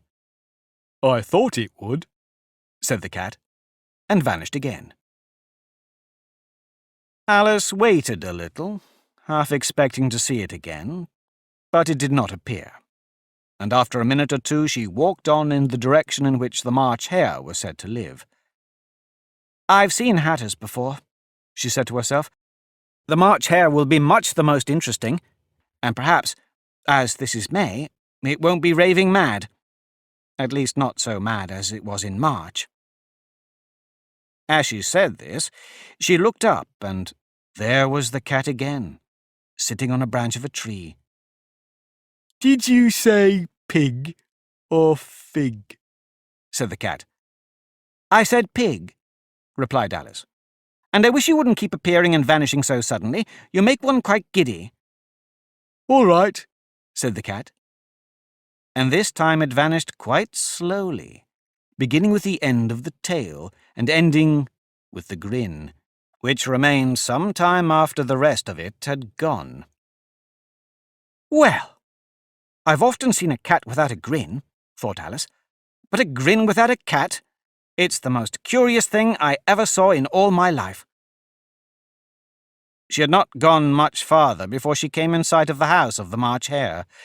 She thought it must be the right house because the chimneys were shaped like ears, and the roof was thatched with fur.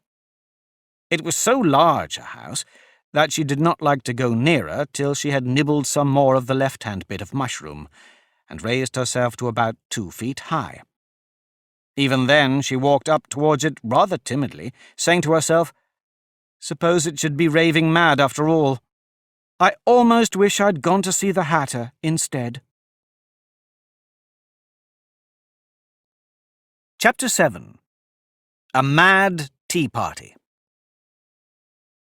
There was a table set out under a tree in front of the house, and the March Hare and the Hatter were having tea at it.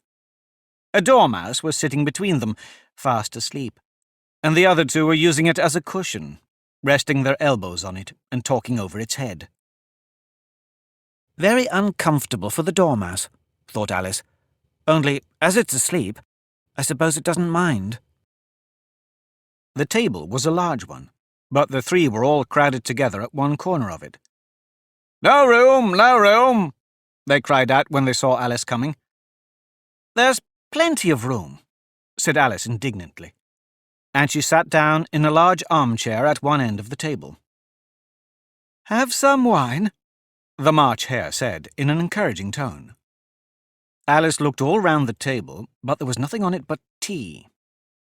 "I don't see any wine," she remarked. "There isn't any," said the March Hare.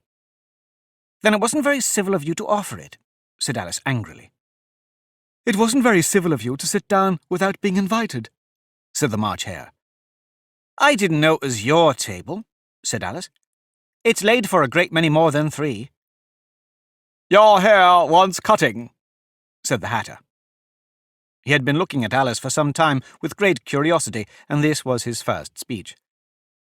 "You should learn not to make personal remarks," Alice said with some severity. "It's very rude." The Hatter opened his eyes very wide on hearing this, but all he said was, "Why is a raven like a writing desk?" "Come, we shall have some fun now," thought Alice. "I'm glad they've begun asking riddles. I believe I can guess that," she added aloud. "Do you mean that you think you can find out the answer to it?" said the March Hare. "Exactly so," said Alice. "Then you should say what you mean," the March Hare went on. "I do," Alice hastily replied. At least, I mean what I say. That's the same thing, you know." "Not the same thing a bit," said the Hatter. "Why, you might just as well say that 'I see what I eat' is the same thing as 'I eat what I see.'" "You might just as well say," added the March Hare, "that 'I like what I get' is the same thing as 'I get what I like.'" "You might just as well say," added the Dormouse, which seemed to be talking in its sleep, "that 'I breathe when I sleep' is the same thing as 'I sleep when I breathe.'" "It is the same thing with you," said the Hatter, and here the conversation dropped, and the party sat silent for a minute, while Alice thought over all she could remember about ravens and writing desks, which wasn't much. The Hatter was the first to break the silence. "What day of the month is it?" he said, turning to Alice. He had taken his watch out of his pocket and was looking at it uneasily, shaking it every now and then and holding it to his ear. Alice considered a little, and then said, "The 4th. "2 days wrong," sighed the Hatter. "I told you butter wouldn't suit the works," he added, looking angrily at the March Hare. "It was the best butter," the March Hare meekly replied. "Yes, but some crumbs must have got in as well," the Hatter grumbled. "You shouldn't have put it in with the bread knife." The March Hare took the watch and looked at it gloomily. Then he dipped it into his cup of tea and looked at it again. But he could think of nothing better to say than his first remark. "It was the best butter, you know." Alice had been looking over his shoulder with some curiosity. "What a funny watch," she remarked. "It tells the day of the month and doesn't tell what o'clock it is." "Why should it?" muttered the Hatter. "Does your watch tell you what year it is?" "Of course not," Alice replied very readily. "But that's not because it stays the same year for such a long time together." "Which is just the case with mine," said the Hatter. Alice felt dreadfully puzzled. The Hatter's remark seemed to her to have no sort of meaning in it, and yet it was certainly English. "I don't quite understand you," she said as politely as she could. "The Dormouse is asleep again," said the Hatter, and he poured a little hot tea upon its nose. The Dormouse shook its head impatiently and said, without opening its eyes, Of course. Just what I was going to remark myself." "Have you guessed the riddle yet?" the Hatter said, turning to Alice again. "No, I give up," Alice replied. "What's the answer?" "I haven't the slightest idea," said the Hatter. "Nor I," said the March Hare. Alice sighed wearily. "I think you might do something better with the time," she said, "than wasting it in asking riddles that have no answers." "If you knew time as well as I do," said the Hatter, "you wouldn't talk about wasting it. It's him." "I don't know what you mean," said Alice. "Of course you don't," the Hatter said, tossing his head contemptuously. "I dare say you never even spoke to time." "Perhaps not," Alice cautiously replied. "But I know I have to beat time when I learn music." "Oh, that accounts for it," said the Hatter.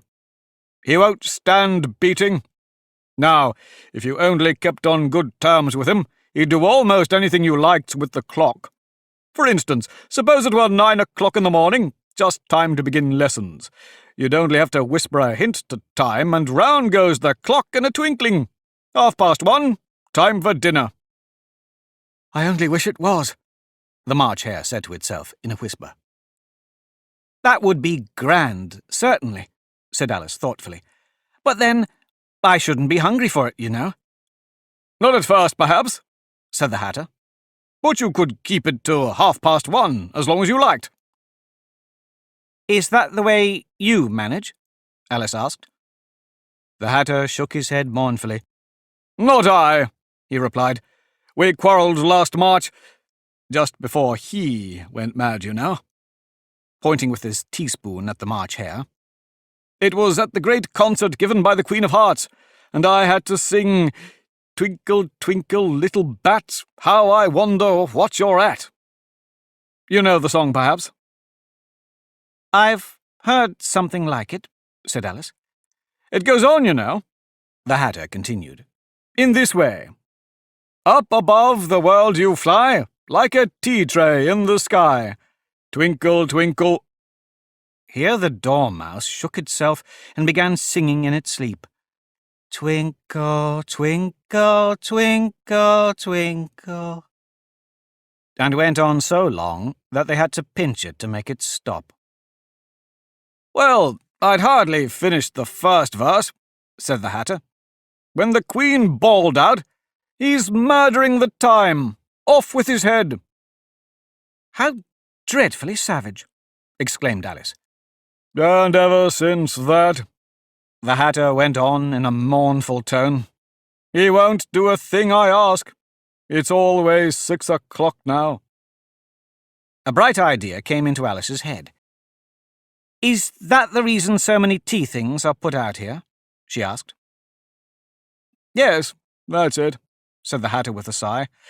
It's always tea time, and we've no time to wash the things between whiles. Then you keep moving round, I suppose, said Alice. Exactly so, said the Hatter, as the things get used up. But what happens when you come to the beginning again? Alice ventured to ask. Suppose we change the subject, the March Hare interrupted, yawning. I'm getting tired of this. I vote the young lady tells us a story. I'm afraid I don't know one, said Alice, rather alarmed at the proposal. Then the Dormouse shall, they both cried. Wake up, Dormouse! And they pinched it on both sides at once. The Dormouse slowly opened its eyes. I wasn't asleep, it said in a hoarse, feeble voice. I heard every word you fellows were saying. Tell us a story, said the March Hare. Yes, please do, pleaded Alice.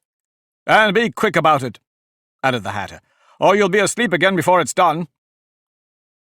Once upon a time there were 3 little sisters, the Dormouse began in a great hurry. And the names were Elsie, Lacey, and Tilly, and they lived at the bottom of a well. What did they live on? Said Alice, who always took a great interest in questions of eating and drinking. They lived on treacle, said the Dormouse, after thinking a minute or two. They couldn't have done that, you know, Alice gently remarked. They'd have been ill. So they were, said the Dormouse. Very ill. Alice tried a little to fancy herself what such an extraordinary way of living would be like, but it puzzled her too much. So she went on, But why did they live at the bottom of a well? Take some more tea, the March Hare said to Alice, very earnestly. I've had nothing yet, Alice replied in an offended tone, so I can't take more. You mean you can't take less, said the Hatter. It's very easy to take more than nothing. Nobody asked your opinion, said Alice. Who's making personal remarks now? The Hatter asked triumphantly. Alice did not quite know what to say to this, so she helped herself to some tea and bread and butter, and then turned to the Dormouse and repeated her question. Why did they live at the bottom of a well? The Dormouse again took a minute or two to think about it, and then said, "It was a treacle well." "There's no such thing!"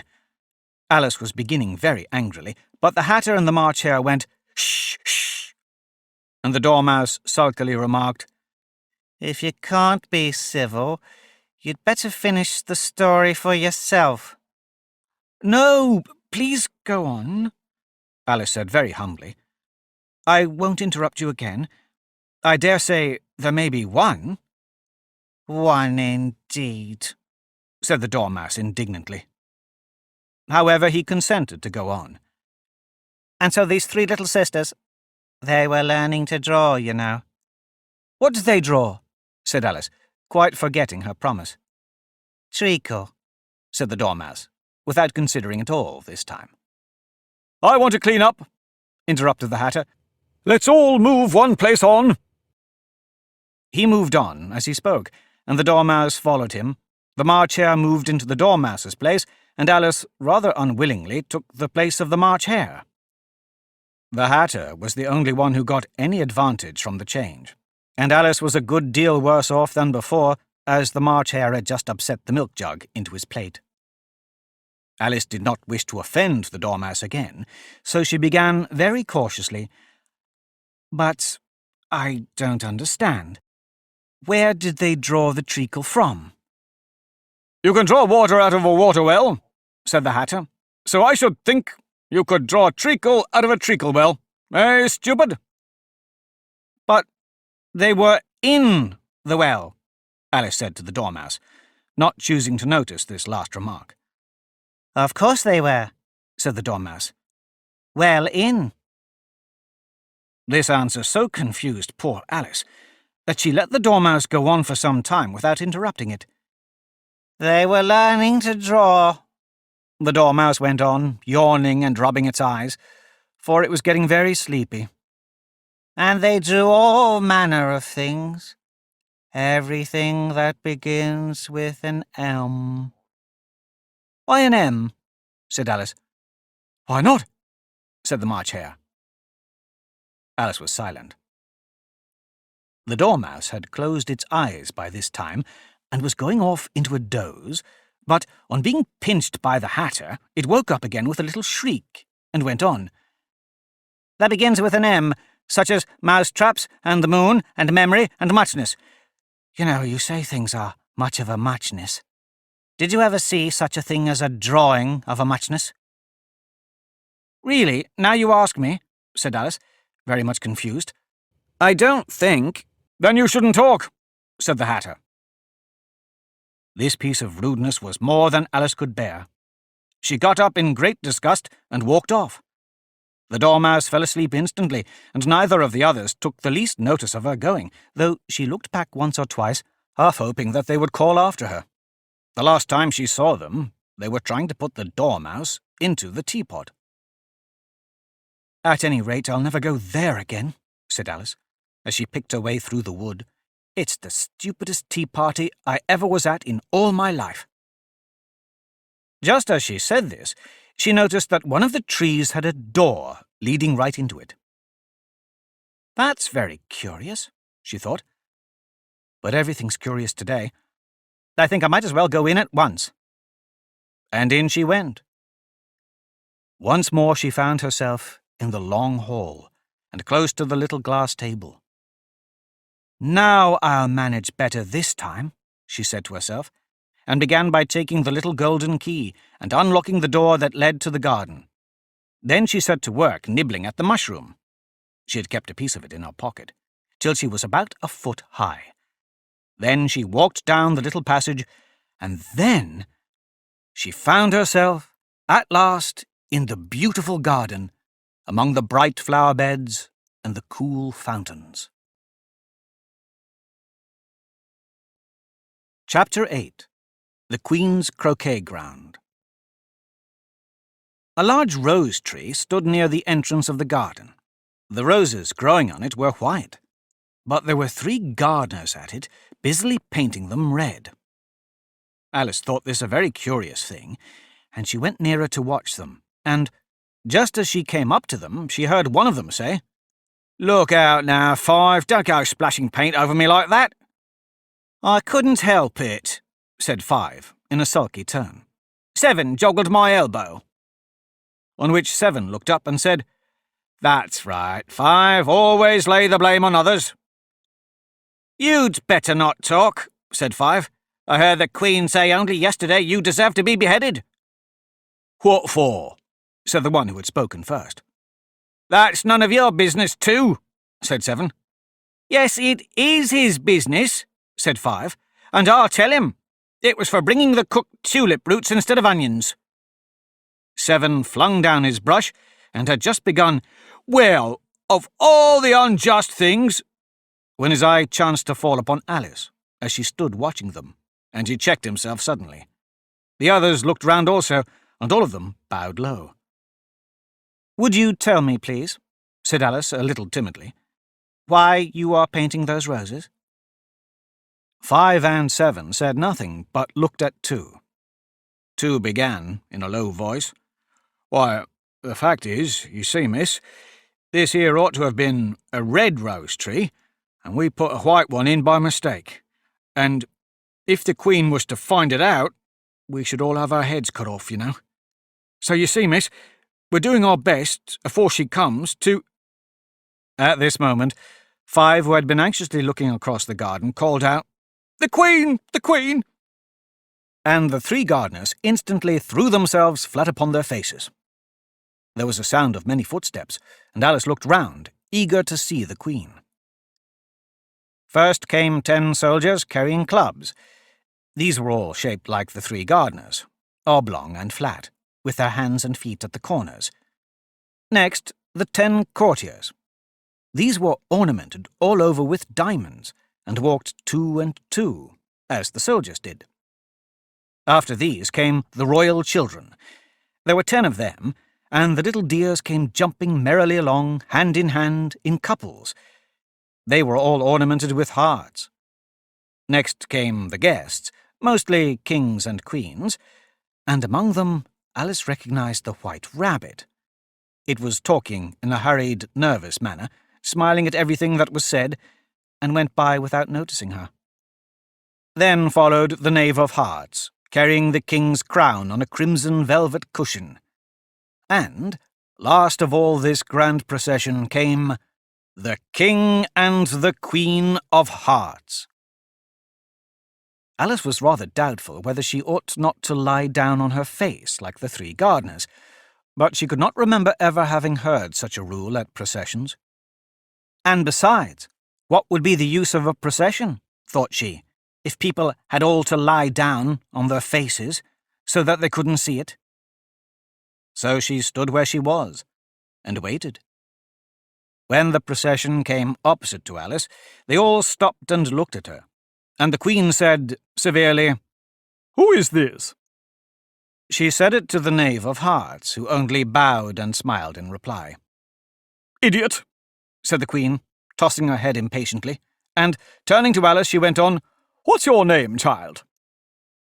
My name is Alice, so please your Majesty, said Alice very politely, but she added, to herself, Why, they're only a pack of cards after all. I needn't be afraid of them. And who are these? Said the Queen, pointing to the 3 gardeners who were lying round the rose-tree. For, you see, as they were lying on their faces, and the pattern on their backs was the same as the rest of the pack, she could not tell whether they were gardeners, or soldiers, or courtiers, or 3 of her own children. How should I know? Said Alice, surprised at her own courage. It's no business of mine. The Queen turned crimson with fury, and after glaring at her for a moment like a wild beast, began screaming, Off with her head! Off with— Nonsense, said Alice very loudly and decidedly, and the Queen was silent. The King laid his hand upon her arm, and timidly said, Consider, my dear, she's only a child. The Queen turned angrily away from him, and said to the knave, Turn them over. The knave did so, very carefully, with one foot. Get up, said the Queen in a shrill, loud voice, and the 3 gardeners instantly jumped up and began bowing to the king, the queen, the royal children, and everybody else. "Leave off that!" screamed the queen. "You make me giddy." And then, turning to the rose tree, she went on, "What have you been doing here?" "May it please your majesty," said Tu in a very humble tone, going down on one knee as he spoke. "We were trying—" "I see," said the queen, who had meanwhile been examining the roses. "Off with their heads!" And the procession moved on, 3 of the soldiers remaining behind to execute the unfortunate gardeners, who ran to Alice for protection. "You shan't be beheaded," said Alice, and she put them into a large flower pot that stood near. The 3 soldiers wandered about for a minute or 2, looking for them, and then quietly marched off after the others. "Are their heads off?" shouted the queen. "Their heads are gone, if it please your majesty," the soldiers shouted in reply. "That's right," shouted the queen. "Can you play croquet?" The soldiers were silent and looked at Alice, as the question was evidently meant for her. "Yes," shouted Alice. "Come on, then," roared the queen, and Alice joined the procession, wondering very much what would happen next. It's a very fine day," said a timid voice at her side. She was walking by the white rabbit, who was peeping anxiously into her face. "Very," said Alice. "Where's the Duchess?" "Hush, hush," said the rabbit in a low, hurried tone. He looked anxiously over his shoulder as he spoke, and then raised himself upon tiptoe, put his mouth close to her ear, and whispered, "She's under sentence of execution." "What for?" said Alice. "Did you say, 'What a pity'?" the rabbit asked. "No, I didn't," said Alice. "I don't think it's at all a pity. I said, 'What for?'" "She boxed the Queen's ears," the rabbit began. Alice gave a little scream of laughter. "Oh, hush," the rabbit whispered in a frightened tone. "The Queen will hear you. You see, she came rather late, and the Queen said, 'Get to your places!' shouted the Queen in a voice of thunder, and people began running about in all directions, tumbling up against each other. However, they got settled down in a minute or 2, and the game began. Alice thought she had never seen such a curious croquet ground in her life. It was all ridges and furrows. The croquet balls were live hedgehogs, and the mallets live flamingos, and the soldiers had to double themselves up and stand on their hands and feet to make the arches. The chief difficulty, Alice found at first, was in managing her flamingo.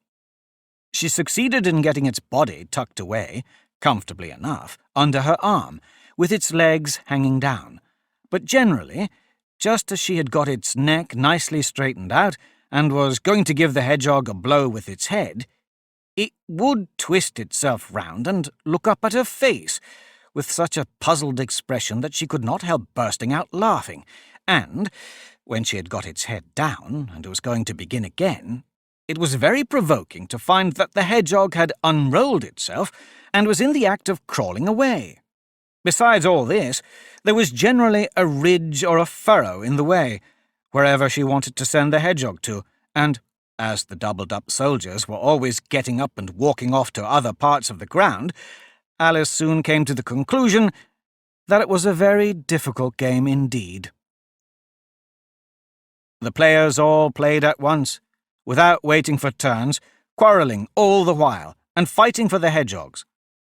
And in a very short time the Queen was in a furious passion, and went stamping about and shouting, "Off with his head!" or "Off with her head!" about once in a minute. Alice began to feel very uneasy. To be sure, she had not as yet had any dispute with the Queen, but she knew that it might happen any minute.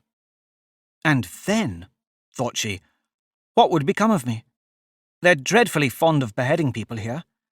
The great wonder is that there's anyone left alive. She was looking about for some way of escape, and wondering whether she could get away without being seen, when she noticed a curious appearance in the air. It puzzled her very much at first, but after watching it a minute or two, she made it out to be a grin. And she said to herself, "It's the Cheshire Cat.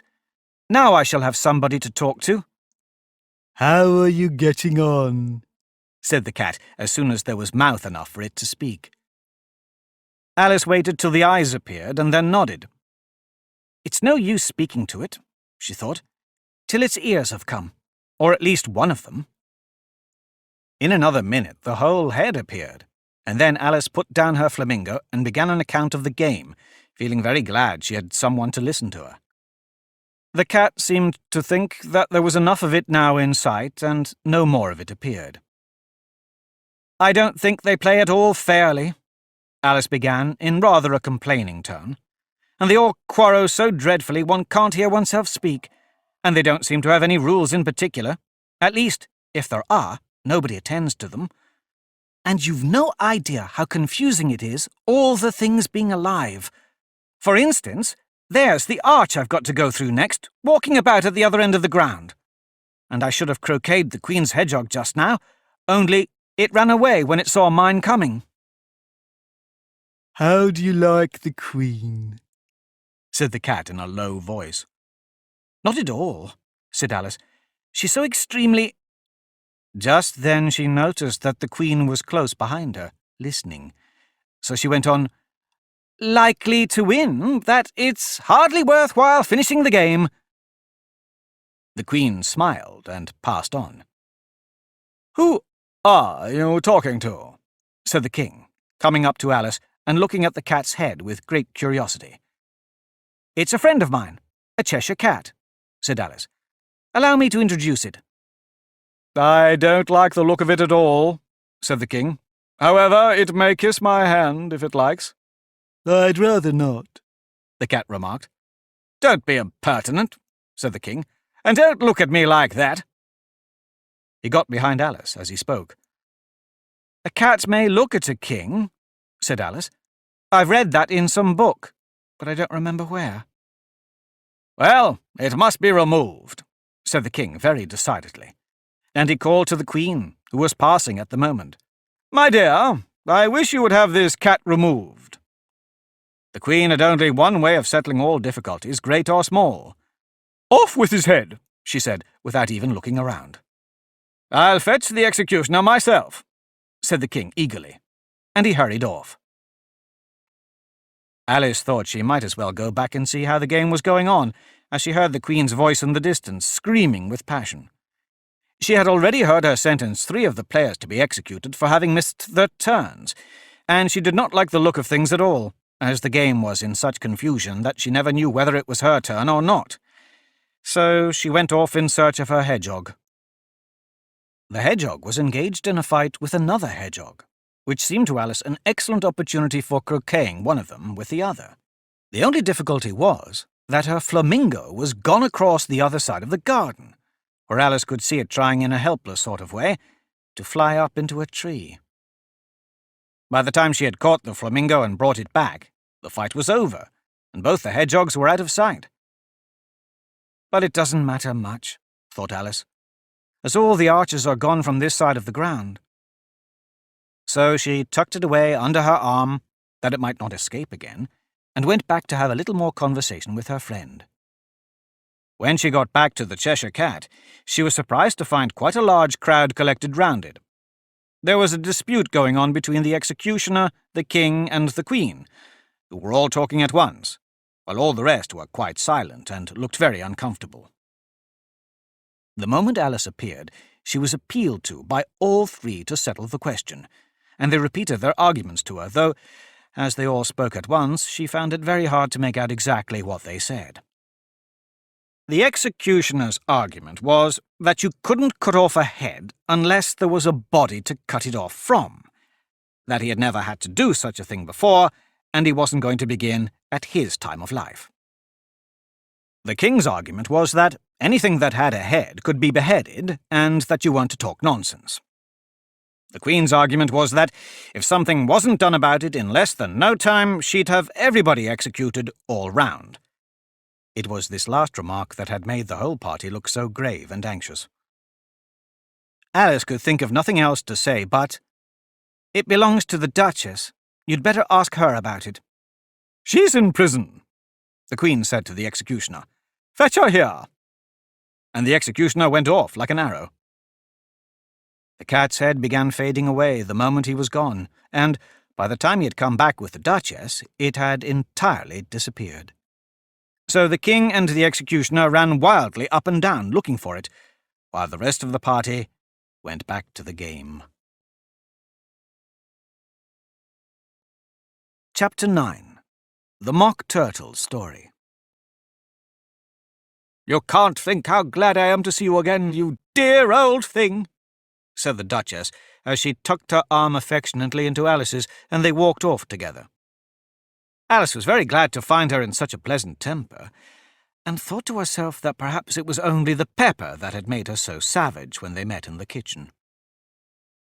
"When I'm a Duchess," she said to herself, not in a very hopeful tone, though, "I won't have any pepper in my kitchen at all. Soup does very well without. Maybe it's always pepper that makes people hot-tempered," she went on, very much pleased at having found out a new kind of rule, "and vinegar that makes them sour, and chamomile that makes them bitter, and barley sugar and such things that make children sweet-tempered. I only wish people knew that. Then they wouldn't be so stingy about it, you know." She had quite forgotten the Duchess by this time, and was a little startled when she heard her voice close to her ear. "You're thinking about something, my dear, and that makes you forget to talk. I can't tell you just now what the moral of that is, but I shall remember it in a bit." "Perhaps it hasn't one," Alice ventured to remark. "Tut, tut, child," said the Duchess. "Everything's got a moral, if only you can find it." And she squeezed herself up closer to Alice's side as she spoke. Alice did not much like her keeping so close to her. First, because the Duchess was very ugly, and secondly, because she was exactly the right height to rest her chin on Alice's shoulder, and it was an uncomfortably sharp chin. However, she did not like to be rude, so she bore it as well as she could. "The game's going on rather better now," she said, by way of keeping up the conversation a little. "'Tis so," said the Duchess, "and the moral of that is, oh, 'tis love that makes the world go round." "Somebody said," Alice whispered, "that it's done by everybody minding their own business." "Oh, well, it means much the same thing," said the Duchess, digging her sharp little chin into Alice's shoulder, as she added, "and the moral of that is, take care of the scents and the sounds will take care of themselves." How fond she is of finding morals in things, Alice thought to herself. "I dare say you're wondering why I don't put my arm round your waist," the Duchess said, after a pause. "The reason is that I'm doubtful about the temper of your flamingo. Shall I try the experiment?" "He might bite," Alice cautiously replied, not feeling at all anxious to have the experiment tried. "Very true," said the Duchess. "Flamingos and mustard both bite. Then the moral of that is, birds of a feather flock together." "Only mustard isn't a bird," Alice remarked. "Right, as usual," said the Duchess. "What a clear way you have of putting things." "It's a mineral, I think," said Alice. "Of course it is," said the Duchess, who seemed ready to agree with everything that Alice said. "There's a large mustard machine near here, and the moral of that is, the more there is of mine, the less there is of yours." "Oh, I know," exclaimed Alice, who had not attended to this last remark. "It's a vegetable. It doesn't look like one, but it is." "I quite agree with you," said the Duchess. "And the moral of that is, be what you would seem to be. Or, if you would like it put more simply, Never imagine yourself not to be otherwise than what it might appear to others that what you were or might have been was not otherwise than what you had been would have appeared to them to be otherwise. I think I should understand that better, Alice said very politely, if I had it written down, but I can't quite follow it as you say it.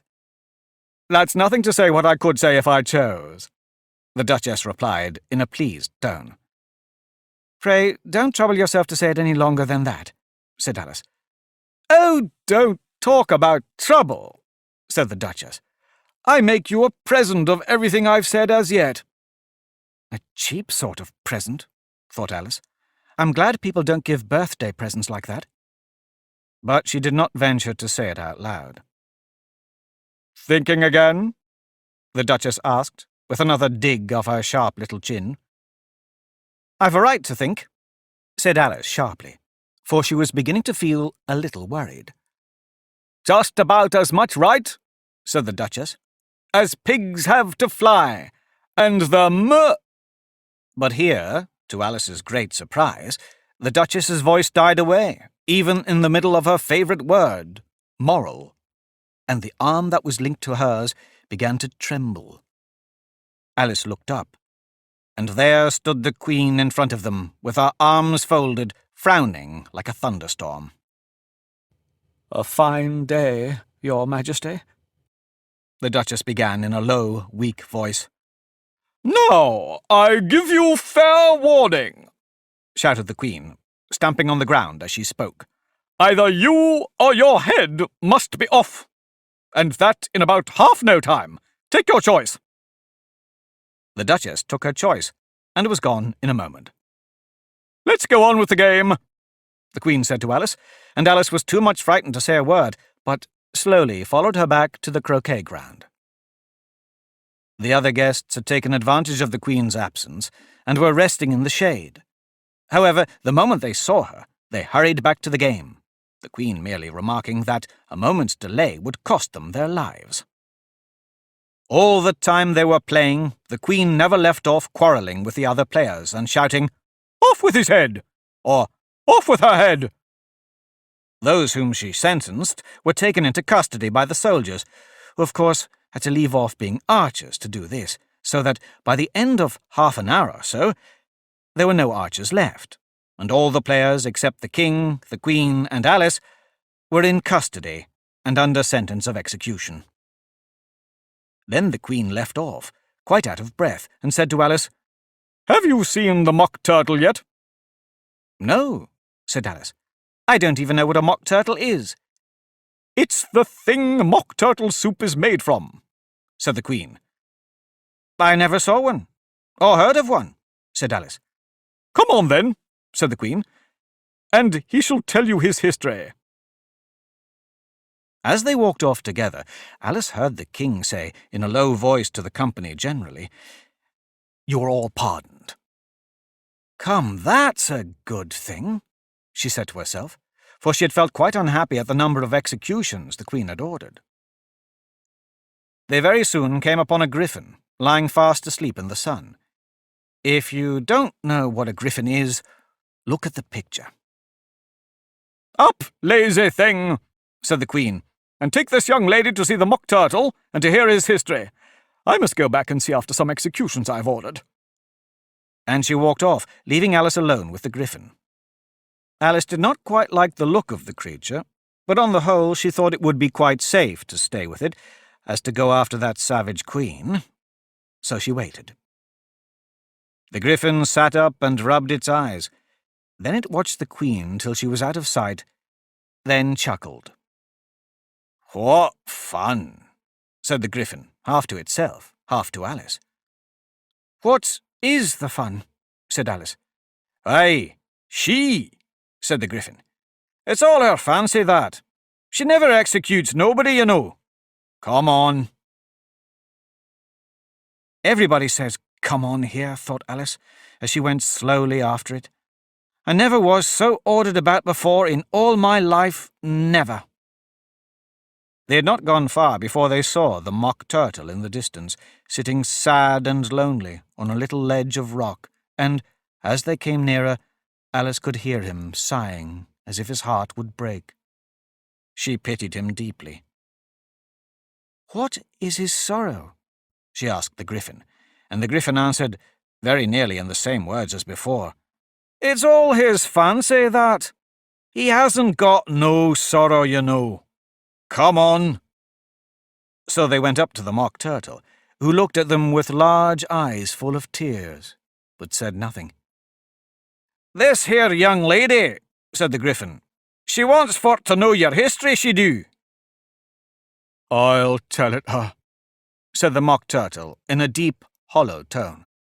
"Sit down, both of you, and don't speak a word till I've finished." So they sat down, and nobody spoke for some minutes. Alice thought to herself, "I don't see how he can ever finish if he doesn't begin." But she waited patiently. "Once," said the Mock Turtle at last, with a deep sigh, "I was a real turtle." These words were followed by a very long silence, broken only by an occasional exclamation of "Hijikr!" from the Gryphon, and the constant heavy sobbing of the Mock Turtle. Alice was very nearly getting up and saying, "Thank you, sir, for your interesting story," but she could not help thinking there must be more to come, so she sat still and said nothing. "When we were little," the Mock Turtle went on at last, more calmly, though still sobbing a little now and then, "we went to school in the sea.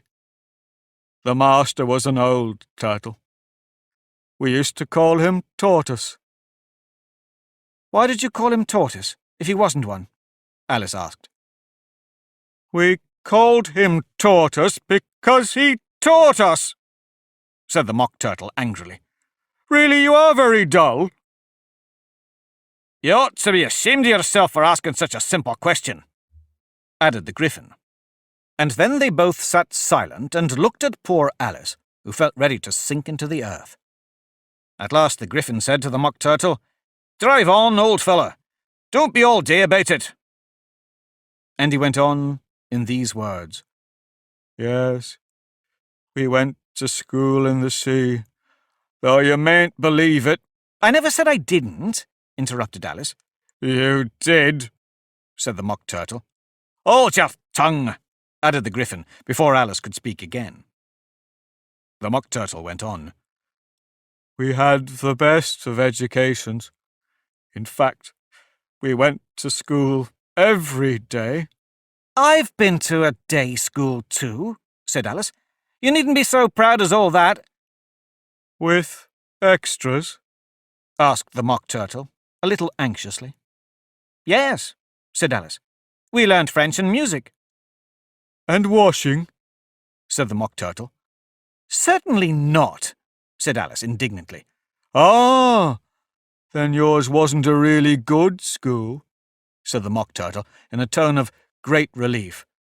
"Now at ours, they had, at the end of the bill, French, music, and washing. Extra." "You couldn't have wanted it much," said Alice, "living at the bottom of the sea." "I couldn't afford to learn it," said the Mock Turtle with a sigh. "I only took the regular course." "What was that?" inquired Alice. "Reeling and writhing, of course, to begin with," the Mock Turtle replied. "And then the different branches of arithmetic: ambition, distraction, uglification, and derision." "I never heard of uglification," Alice ventured to say. "What is it?" The Gryphon lifted up both its paws in surprise. "Never heard of uglifying!" it exclaimed. "You know what to beautify is, I suppose?" "Yes," said Alice, doubtfully. "It means to make anything prettier." "Well then," the Gryphon went on, "if you don't know what to uglify is, you are a simpleton." Alice did not feel encouraged to ask any more questions about it, so she turned to the Mock Turtle and said, "What else had you to learn?" Well, there was mystery, the Mock Turtle replied, counting off the subjects on his flappers. mystery, ancient and modern, with seography, then drawling. The drawling master was an old congaree that used to come once a week. He taught us drawling, stretching, and fainting in coils. "What was that like?" said Alice. Well, I can't show it you myself, the Mock Turtle said. I'm too stiff. And the Griffin never learnt it. "Hadn't time," said the Griffin. "I went to the classical master, though. He was an old crab, he was." I never went to him, the Mock Turtle said with a sigh. He taught laughing and grief, they used to say. "So he did, said the Griffin, sighing in his turn, and both creatures hid their faces in their paws. "And how many hours a day did you do lessons?" said Alice, in a hurry to change the subject. 10 hours the first day, said the Mock Turtle. 9 the next, and so on. "What a curious plan!" exclaimed Alice. "That's the reason they're called lessons," the Griffin remarked, "because they lessen from day to day." This was quite a new idea to Alice, and she thought it over a little before she made her next remark. "Then the 11th day must have been a holiday." Of course it was, said the Mock Turtle. "And how did you manage on the 12th? Alice went on eagerly. "That's enough about lessons," the Griffin interrupted in a very decided tone. "Tell us something about the games now." This is the end of the disc. The audiobook continues on the next disc. Chapter 10. The Lobster Quadrille. The Mock Turtle sighed deeply and drew the back of one flapper across his eyes. He looked at Alice and tried to speak, but for a minute or two sobs choked his voice. "Same as if he had a bone in his throat," said the Griffin, and it set to work shaking him and punching him in the back. At last, the Mock Turtle recovered his voice and, with tears running down his cheeks, he went on again. You may not have lived much under the sea. "I haven't," said Alice. And perhaps you were never even introduced to a lobster. Alice began to say, "I once tasted," but checked herself hastily and said, "No, never." So you can have no idea what a delightful thing a lobster quadrille is. "No, indeed," said Alice. "What sort of a dance is it?" "Why," said the Griffin, "you first form into a line along the seashore." "2 lines," cried the Mock Turtle. "Seals, turtles, salmon, and so on. Then, when you've cleared all the jellyfish out of the way—" "That generally takes some time," interrupted the Griffin. "You advance twice." "Each with a lobster as a partner," cried the Griffin. "Of course," the Mock Turtle said. "Advance twice. Set to partners." "Change lobsters, and retire in the same order," continued the Griffin. "Then, you know," the Mock Turtle went on, "you throw the—" "The lobsters!" shouted the Griffin, with a bound into the air. "as far out to sea as you can." "Swim after them!" screamed the Griffin. "Turn a somersault in the sea," cried the Mock Turtle, capering wildly about. "Change lobsters again!" yelled the Griffin at the top of his voice. "Back to land again, and that's all the first figure," said the Mock Turtle, suddenly dropping his voice, and the two creatures, who had been jumping about like mad things all this time, sat down again very sadly and quietly, and looked at Alice. "It must be a very pretty dance," said Alice timidly. Would you like to see a little of it?" said the Mock Turtle. "Very much indeed," said Alice. "Come, let's try the first figure," said the Mock Turtle to the Gryphon. "We can do it without lobsters, you know. Which shall sing?" "Oh, you sing," said the Gryphon. "I've forgotten the words."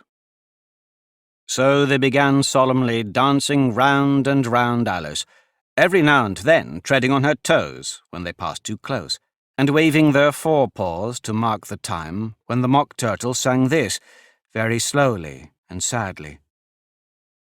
"Will you walk a little faster?" said a whiting to a snail.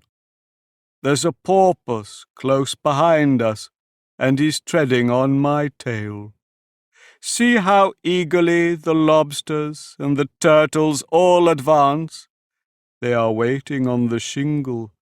Will you come and join the dance? Will you, won't you? Will you, won't you? Will you join the dance?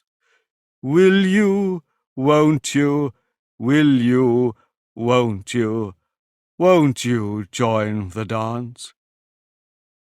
You can really have no notion how delightful it will be when they take us up and throw us with the lobsters out to sea." But the snail replied, "Too far, and gave a look askance, said he thanked the whiting kindly, but he would not join the dance. Would not, could not, would not, could not, would not join the dance. Would not, could not, would not, could not join the dance. "What matters it how far we go?" his scaly friend replied. "There is another shore, you know, upon the other side. The further off from England, the nearer is to France. Then turn not pale, beloved snail, but come and join the dance. Will you, won't you? Will you, won't you? Will you join the dance? Will you, won't you? Will you, won't you? Won't you join the dance?" "Thank you. It's a very interesting dance to watch," said Alice, feeling very glad that it was over at last. "And I do so like that curious song about the whiting." "Oh, as to the whiting," said the Mock Turtle, you've seen them, of course." "Yes," said Alice. "I've often seen them at She checked herself hastily. "I don't know where Din may be," said the Mock Turtle, "but if you've seen them so often, of course you know what they're like." "I believe so," Alice replied thoughtfully. "They have their tails in their mouths, and they're all over crumbs." "You're wrong about the crumbs," said the Mock Turtle. "Crumbs would all wash off in the sea. But they have their tails in their mouths, and the reason is—" Here the Mock Turtle yawned and shut his eyes. "Tell her about the reason and all that," he said to the Gryphon. "The reason is," said the Gryphon, "that they would go with the lobster to the dance, so they got thrown out to sea. So they had to fall a long way. So they got their tails fast in their mouths, so they couldn't get them out again. That's all." "Thank you," said Alice. "It's very interesting. I never knew so much about a whiting before." "I can tell you more than that if you like," said the Gryphon. "Do you know why it's called a whiting?" "I never thought about it," said Alice. "Why?" "It does the boots and shoes," the Gryphon replied very solemnly. Alice was thoroughly puzzled. "Does the boots and shoes?" she repeated in a wondering tone. "Why, what are your shoes done with?" said the Gryphon. "I mean, what makes them so shiny?" Alice looked down at them and considered a little before she gave her answer. "They're done with blacking, I believe." "Boots and shoes under the sea," the Gryphon went on in a deep voice, "are done with whiting. Now you know." "And what are they made of?" Alice asked in a tone of great curiosity. "Soles and eels, of course," the Gryphon replied, rather impatiently. "Any shrimp could have told you that." "If I'd been the whiting," said Alice, whose thoughts were still running on the song, "I'd have said to the porpoise, 'Keep back, please. We don't want you with us.'" "They were obliged to have him with them," the Mock Turtle said. "No wise fish would go anywhere without a porpoise." "Wouldn't it, really?" said Alice, in a tone of great surprise. "Of course not," said the Mock Turtle. "Why, if a fish came to me and told me he was going on a journey, I should say, 'With what purpose?'" "Don't you mean purpose?" said Alice. "I mean what I say," the Mock Turtle replied in an offended tone, and the Gryphon added, "Come, let's hear some of your adventures." "I could tell you my adventures, beginning from this morning," said Alice a little timidly, "but it's no use going back to yesterday because I was a different person then." "Explain all that," said the Mock Turtle. No, the adventures first," said the Gryphon in an impatient tone. "Explanations take such a dreadful time." So Alice began telling them her adventures from the time when she first saw the White Rabbit. She was a little nervous about it, just at first. The two creatures got so close to her, one on each side, and opened their eyes and mouths so very wide. But she gained courage as she went on. Her listeners were perfectly quiet till she got to the part about her repeating, "You are old, Father William," to the caterpillar, and the words all coming different. And then the Mock Turtle drew a long breath and said, "That's very curious." "It's all about as curious as it can be," said the Gryphon. "It all came different," the Mock Turtle repeated thoughtfully. "I should like to hear her try and repeat something now. Tell her to begin." He looked at the Gryphon as if he thought it had some kind of authority over Alice. "Stand up and repeat, 'tis the voice of the sluggard," said the Gryphon. "How the creatures order one about and make one repeat lessons," thought Alice. "I might just as well be at school at once." However, she got up and began to repeat it, but her head was so full of the lobster quadrille that she hardly knew what she was saying, and the words came very queer indeed. "'Tis the voice of the lobster, I heard him declare, 'You have baked me too brown, I must sugar my hair.' As a duck with his eyelids, so he with his nose trims his belt and his buttons and turns out his toes. When the sands are all dry, he is gay as a lark, and will talk in contemptuous tones of the shark. But when the tide rises and the sharks are around, his voice has a timid and tremulous sound." "That's different from what I used to say when I was a child," said the Gryphon. "Well, I never heard it before," said the Mock Turtle. "But it sounds uncommon nonsense." Alice said nothing. She had sat down with her face in her hands, wondering if anything would ever happen in a natural way again. "I should like to have it explained," said the Mock Turtle. "She can't explain it," said the Gryphon hastily. "Go on with the next verse." "But about his toes," the Mock Turtle persisted. "How could he turn them out with his nose, you know?" "It's the first position in dancing," Alice said, but she was dreadfully puzzled by the whole thing and longed to change the subject. "Go on with the next verse," the Gryphon repeated. "It begins, 'I passed by his garden.'"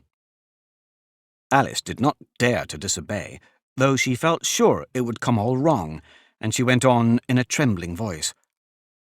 I passed by his garden, and marked, with one eye, how the owl and the panther were sharing a pie. The panther took pie crust and gravy and meat, while the owl had the dish as its share of the treat. When the pie was all finished, the owl, as a boon, was kindly permitted to pocket the spoon, while the panther received knife and fork with a growl, and concluded the banquet by— "What is the use of repeating all that stuff?" the Mock Turtle interrupted. "If you don't explain it as you go on. It's by far the most confusing thing that I ever heard." Yes, I think you'd better leave off, said the Gryphon, and Alice was only too glad to do so. Shall we try another figure of the lobster quadrille? The Gryphon went on. Or would you like the Mock Turtle to sing you another song? Oh, a song, please, if the Mock Turtle would be so kind, Alice repeated so eagerly that the Gryphon said, in a rather offended tone, No accounting for tastes. Sing her turtle soup, will you, old fellow? The Mock Turtle sighed deeply and began in a voice choked with sobs to sing this.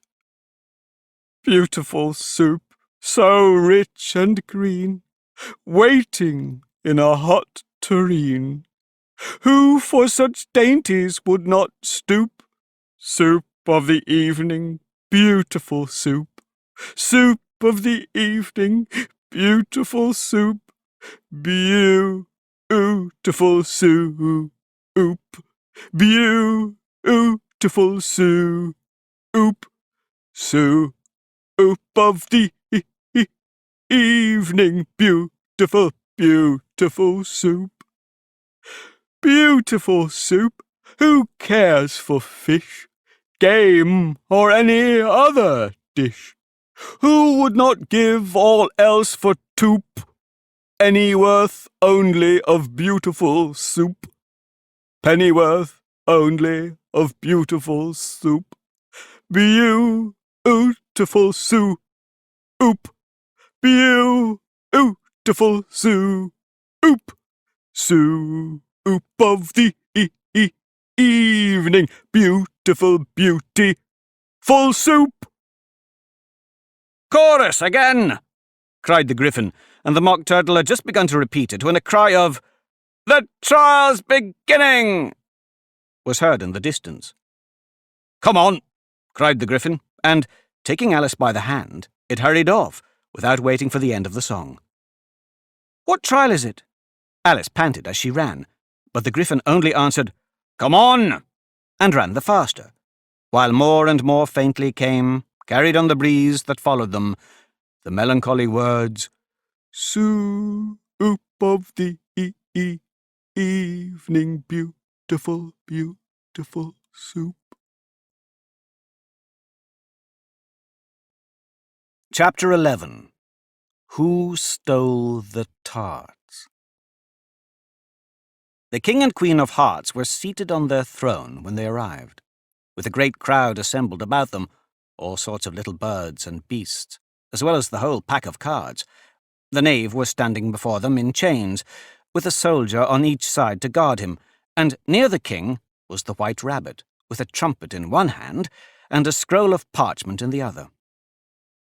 In the very middle of the court was a table, with a large dish of tarts upon it. They looked so good that it made Alice quite hungry to look at them. I wish they'd get the trial done, she thought, and hand round the refreshments.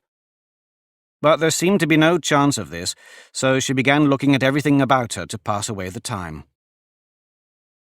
Alice had never been in a court of justice before, but she had read about them in books, and she was quite pleased to find that she knew the name of nearly everything there.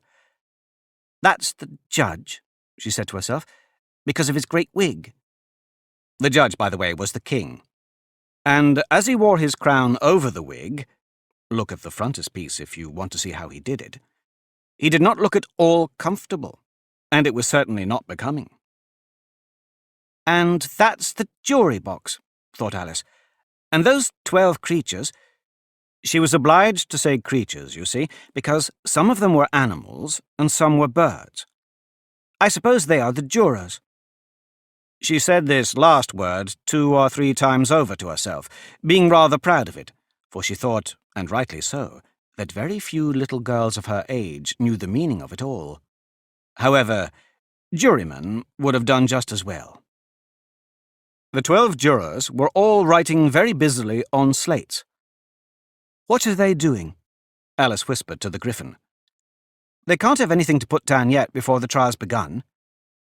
"They're putting down their names," the Griffin whispered in reply, "for fear they should forget them before the end of the trial." "Stupid things!" Alice began in a loud, indignant voice, but she stopped herself hastily, for the White Rabbit cried out, "Silence in the court!" And the king put on his spectacles and looked anxiously round to make out who was talking. Alice could see, as well as if she were looking over their shoulders, that all the jurors were writing down "stupid things" on their slates, and she could even make out that one of them didn't know how to spell stupid, and that he had to ask his neighbour to tell him. "A nice muddle of their slates will be in before the trial's over," thought Alice. One of the jurors had a pencil that squeaked. This, of course, Alice could not stand, and she went round the court and got behind him, and very soon found an opportunity of taking it away. She did it so quickly that the poor little juror, it was Bill, the lizard, could not make out at all what had become of it, so, after hunting all about for it, he was obliged to write with one finger for the rest of the day. And this was of very little use, as it left no mark on the slate. "Herald, read the accusation," said the king. On this, the White Rabbit blew 3 blasts on the trumpet, and then unrolled the parchment scroll, and read as follows. "The Queen of Hearts, she made some tarts, all on a summer day. The Knave of Hearts, he stole those tarts, and took them quite away." "Consider your verdict," the king said to the jury. "Not yet, not yet," the rabbit hastily interrupted. "There's a great deal to come before that." "Call the first witness," said the king. And the White Rabbit blew 3 blasts on the trumpet and called out, "First witness!" The first witness was the Hatter. He came in with a teacup in one hand and a piece of bread and butter in the other. "I beg pardon, Your Majesty," he began, "for bringing these in, but I hadn't quite finished my tea when I was sent for." "You ought to have finished," said the king. "When did you begin?" The Hatter looked at the March Hare, who had followed him into the court, arm in arm with the Dormouse. 14th of March, I think it was," he said. 15th, said the March Hare. 16th, said the Dormouse. "Write that down," the king said to the jury, and the jury eagerly wrote down all 3 dates on their slates, and then added them up, and reduced the answer to shillings and pence. "Take off your hat," the king said to the Hatter. "It isn't mine," said the Hatter. "Stolen?" the king exclaimed, turning to the jury, who instantly made a memorandum of the fact. "I keep them to sell," the Hatter added as an explanation. "I've none of my own. I'm a Hatter." Here the Queen put on her spectacles and began staring hard at the Hatter, who turned pale and fidgeted. "Give your evidence," said the king, "and don't be nervous, or I'll have you executed on the spot." This did not seem to encourage the witness at all. He kept shifting from one foot to the other, looking uneasily at the Queen, and in his confusion he bit a large piece out of his teacup instead of the bread and butter. Just at this moment, Alice felt a very curious sensation, which puzzled her a great deal until she made out what it was. She was beginning to grow larger again, and she thought at first she would get up and leave the court, but, on second thoughts, she decided to remain where she was, as long as there was room for her. "I wish you wouldn't squeeze so," said the Dormouse, who was sitting next to her. "I can hardly breathe." "I can't help it," said Alice very meekly. I'm growing." "You've no right to grow here," said the Dormouse. "Don't talk nonsense," said Alice more boldly. "You know you're growing too." "Yes, but I grow at a reasonable pace," said the Dormouse. "Not in that ridiculous fashion." And she got up very sulkily and crossed over to the other side of the court. All this time the Queen had never left off staring at the Hatter, and just as the Dormouse crossed the court, she said to one of the officers of the court, "Bring me the list of the singers in the last concert." on which the wretched Hatter trembled so that he shook off both his shoes. "Give your evidence," the King repeated angrily, "or I'll have you executed, whether you are nervous or not." "I'm a poor man, Your Majesty," the Hatter began in a trembling voice, "and I hadn't begun my tea, not above a week or so, and what with the bread and butter getting so thin, and the twinkling of the tea—" "The twinkling of what?" said the King. "It began with the tea," the Hatter replied. "Of course twinkling begins with a tea," said the King sharply. "Do you take me for a dunce? Go on." "I'm a poor man," the Hatter went on, "and most things twinkled after that. Only the March Hare said—" "I didn't," the March Hare interrupted in a great hurry. "You did?" "I deny it," said the March Hare. "He denies it," said the King. "Leave out that part." "Well, at any rate, the Dormouse said—" the Hatter went on, looking anxiously round to see if he would deny it too. But the Dormouse denied nothing, being fast asleep. "After that," continued the Hatter, "I cut some more bread and butter." "But what did the Dormouse say?" one of the jury asked. "That I can't remember," said the Hatter. "You must remember," remarked the King, "or I'll have you executed." The miserable Hatter dropped his teacup and bread and butter and went down on one knee. "I'm a poor man, Your Majesty," he began.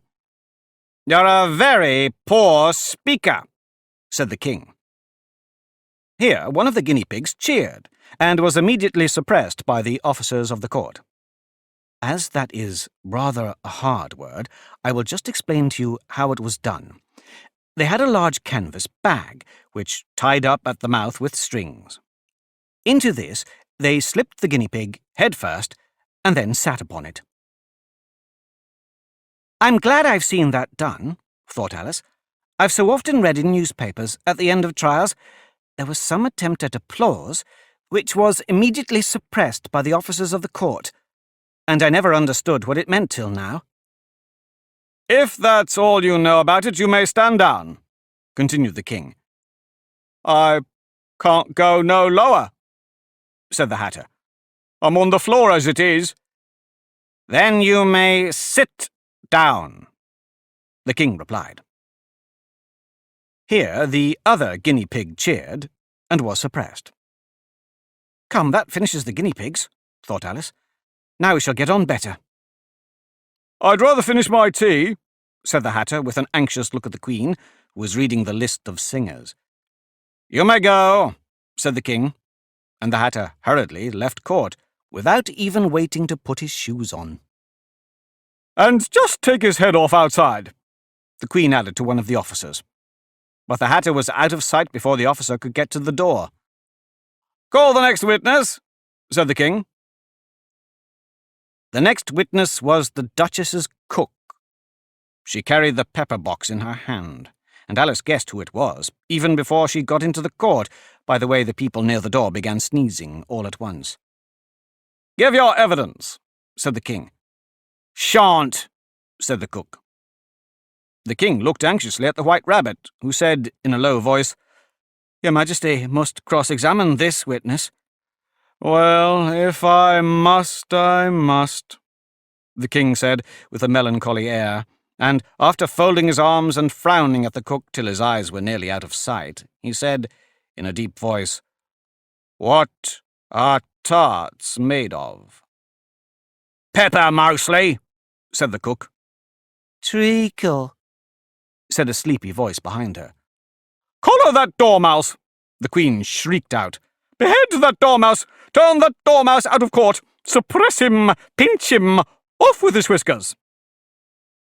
For some minutes the whole court was in confusion, getting the dormouse turned out, and, by the time they had settled down again, the cook had disappeared. Never mind, said the King, with an air of great relief. Call the next witness. And he added in an undertone to the Queen, Really, my dear, you must cross-examine the next witness. It quite makes my forehead ache. Alice watched the White Rabbit as he fumbled over the list, feeling very curious to see what the next witness would be like. For they haven't got much evidence yet, she said to herself. Imagine her surprise when the White Rabbit read out at the top of his shrill little voice the name Alice. Chapter 12. Alice's Evidence. Here, cried Alice, quite forgetting in the flurry of the moment how large she had grown in the last few minutes, and she jumped up in such a hurry that she tipped over the jury box with the edge of her skirt, upsetting all the jurymen onto the heads of the crowd below, and there they lay, sprawling about, reminding her very much of a globe of goldfish she had accidentally upset the week before. "Oh, I beg your pardon," she exclaimed in a tone of great dismay, and began picking them up again as quickly as she could, for the accident of the goldfish kept running in her head, and she had a vague sort of idea that they must be collected at once and put back into the jury box, or they would die. "The trial cannot proceed," said the King in a very grave voice, "until all the jurymen are back in their proper places. All," he repeated with great emphasis, looking hard at Alice as he said so. Alice looked at the jury box and saw that, in her haste, she had put the lizard in head downwards, and the poor little thing was waving its tail about in a melancholy way, being quite unable to move. She soon got it out again and put it right. Not that it signifies much, she said to herself. I should think it would be quite as much use in the trial one way up as the other. As soon as the jury had a little recovered from the shock of being upset, and their slates and pencils had been found and handed back to them, they set to work very diligently to write out a history of the accident. All except the lizard, who seemed too much overcome to do anything but sit with its mouth open, gazing up into the roof of the court. "What do you know about this business?" the King said to Alice. "Nothing," said Alice. "Nothing whatever?" persisted the King. "Nothing whatever," said Alice. "That's very important," the King said, turning to the jury. They were just beginning to write this down on their slates when the White Rabbit interrupted. "Unimportant, Your Majesty means, of course," he said in a very respectful tone, but frowning and making faces at him as he spoke. "Unimportant, of course I meant," the King hastily said, and went on to himself in an undertone. "Important, unimportant, unimportant, important," as if he were trying which word sounded best. Some of the jury wrote it down important, and some unimportant. Alice could see this, as she was near enough to look over their slates. But it doesn't matter a bit, she thought to herself. At this moment the King, who had been for some time busily writing in his notebook, called out, "Silence!" and read out from his book, "Rule 42. All persons more than a mile high to leave the court." Everybody looked at Alice. "I'm not a mile high," said Alice. "You are," said the King. "Nearly 2 miles high," added the Queen. "Well, I shan't go at any rate," said Alice. "Besides, that's not a regular rule. You invented it just now." "It's the oldest rule in the book," said the King. "Then it ought to be number 1, said Alice. The King turned pale and shut his notebook hastily. "Consider your verdict," he said to the jury in a low, trembling voice. "There's more evidence to come yet, please, Your Majesty," said the White Rabbit, jumping up in a great hurry. "This paper has just been picked up." "What's in it?" said the Queen. "I haven't opened it yet," said the White Rabbit, "but it seems to be a letter written by the prisoner to somebody." "It must have been that," said the King, "unless it was written to nobody, which isn't usual, you know." "Who is it directed to?" said one of the jurymen. "It isn't directed at all," said the White Rabbit. "In fact, there's nothing written on the outside." He unfolded the paper as he spoke and added, "It isn't a letter, after all. It's a set of verses." "Are they in the prisoner's handwriting?" asked another of the jurymen. "No, they're not," said the White Rabbit, "and that's the queerest thing about it." The jury all looked puzzled. "He must have imitated somebody else's hand," said the King. The jury all brightened up again. "Please, Your Majesty," said the knave, "I didn't write it, and they can't prove that I did. There's no name signed at the end." "If you didn't sign it," said the King, "that only makes the matter worse. You must have meant some mischief, or else you'd have signed your name like an honest man." There was a general clapping of hands at this. It was the first really clever thing the King had said that day. "That proves his guilt, of course," said the Queen. "So, off with—" "It doesn't prove anything of the sort," said Alice.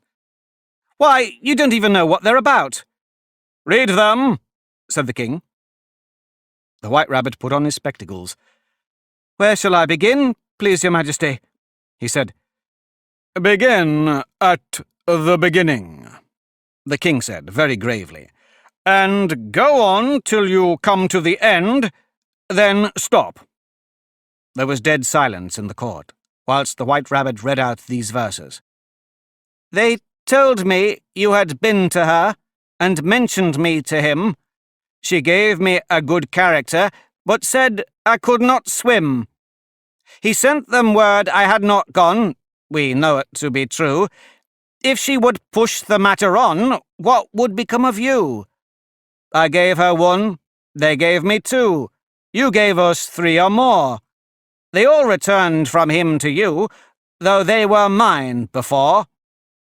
If I or she would chance to be involved in this affair, he trusts to you to set them free, exactly as we were. My notion was that you had been, before she had this fit, an obstacle that came between him and ourselves and it. Don't let him know she liked them best, for this must ever be a secret, kept from all the rest, between yourself and me." "That's the most important piece of evidence we've had yet," said the King, rubbing his hands. "So now, let the jury—" "If any one of them can explain it," said Alice. She had grown so large in the last few minutes that she wasn't a bit afraid of interrupting him. "I'll give him 6pence. I don't believe there's an atom of meaning in it." The jury all wrote down on their slates, "She doesn't believe there's an atom of meaning in it." But none of them attempted to explain the paper. "If there's no meaning in it," said the King, "that saves a world of trouble, you know, as we needn't try to find any. And yet I don't know," he went on, spreading out the verses on his knee and looking at them with one eye. "I seem to see some meaning in them after all. Said I could not swim. You can't swim, can you?" he added, turning to the knave. The knave shook his head sadly. "Do I look like it?" he said, which he certainly did not, being made entirely of cardboard. "All right so far," said the King, and he went on muttering over the verses to himself. "We know it to be true. That's the jury, of course. If she should push the matter on, that must be the Queen. What would become of you? What indeed? I gave her one, they gave him two. Why, that must be what he did with the tarts, you know. But it goes on, they all returned from him to you, said Alice. Why, there they are, said the king triumphantly, pointing to the tarts on the table. Nothing can be clearer than that. Then again, before she had this fit— You never had fits, my dear, I think, he said to the Queen. Never, said the Queen furiously, throwing an inkstand at the lizard as she spoke. The unfortunate little Bill had left off writing on his slate with one finger, as he found it made no mark, but he now hastily began again, using the ink that was trickling down his face as long as it lasted. Then the words don't fit you, said the king, looking round the court with a smile. There was a dead silence. It's a pun, the king added in an angry tone, and everybody laughed. Let the jury consider their verdict, the king said, for about the 20th time that day. No, said the Queen. Sentence first, verdict afterwards. Stuff and nonsense, said Alice loudly. The idea of having the sentence first. Hold your tongue, said the Queen, turning purple. I won't, said Alice. Off with her head, the Queen shouted at the top of her voice. Nobody moved. Who cares for you, said Alice. She had grown to her full size by this time. You're nothing but a pack of cards. At this, the whole pack rose up into the air and came flying down upon her. She gave a little scream, half of fright and half of anger, and tried to beat them off, and found herself lying on the bank, with her head in the lap of her sister, who was gently brushing away some dead leaves that had fluttered down from the trees upon her face. Wake up, Alice, dear, said her sister. Why, what a long sleep you've had. Oh, I've had such a curious dream, said Alice. And she told her sister, as well as she could remember them, all these strange adventures of hers that you have just been reading about. And, when she had finished, her sister kissed her and said, It was a curious dream, dear, certainly. But now, run into your tea. It's getting late. So Alice got up and ran off, thinking while she ran, as well she might, what a wonderful dream it had been. But her sister sat still just as she left her, leaning her head on her hand, watching the setting sun, and thinking of little Alice and all her wonderful adventures, till she too began dreaming after a fashion. And this was her dream. First, she dreamed about little Alice herself. Once again the tiny hands were clasped upon her knee, and the bright, eager eyes were looking up into hers. She could hear the very tones of her voice, and see that queer little toss of her head to keep back the wandering hair that would always get into her eyes. And still, as she listened, or seemed to listen, the whole place around her became alive with the strange creatures of her little sister's dream. The long grass rustled at her feet as the white rabbit hurried by. The frightened mouse splashed his way through the neighbouring pool. She could hear the rattle of the teacups as the March Hare and his friends shared their never-ending meal, and the shrill voice of the Queen ordering off her unfortunate guests to execution. Once more, the pig baby was sneezing on the Duchess's knee, while plates and dishes crashed around it. Once more, the shriek of the griffin, the squeaking of the lizard's slate pencil, and the choking of the suppressed guinea pigs filled the air, mixed up with the distant sob of the miserable mock turtle. So she sat on, with closed eyes, and half believed herself in Wonderland, though she knew she had but to open them again, and all would change to dull reality. The grass would be only rustling in the wind, and the pool rippling to the waving of the reeds. The rattling teacups would change to tinkling sheep bells, and the Queen's shrill cries to the voice of the shepherd boy, and the sneeze of the baby, the shriek of the griffin, and all the other queer noises would change, she knew, to the confused clamour of the busy farmyard, while the lowing of the cattle in the distance would take the place of the mock turtle's heavy sobs. Lastly, she pictured to herself how this same little sister of hers would, in the after-time, be herself a grown woman, and how she would keep, through all her riper years, the simple and loving heart of her childhood, and how she would gather about her other little children, and make their eyes bright and eager with many a strange tale, perhaps even with the dream of Wonderland of long ago, and how she would feel with all their simple sorrows and find a pleasure in all their simple joys, remembering her own child life and the happy summer days.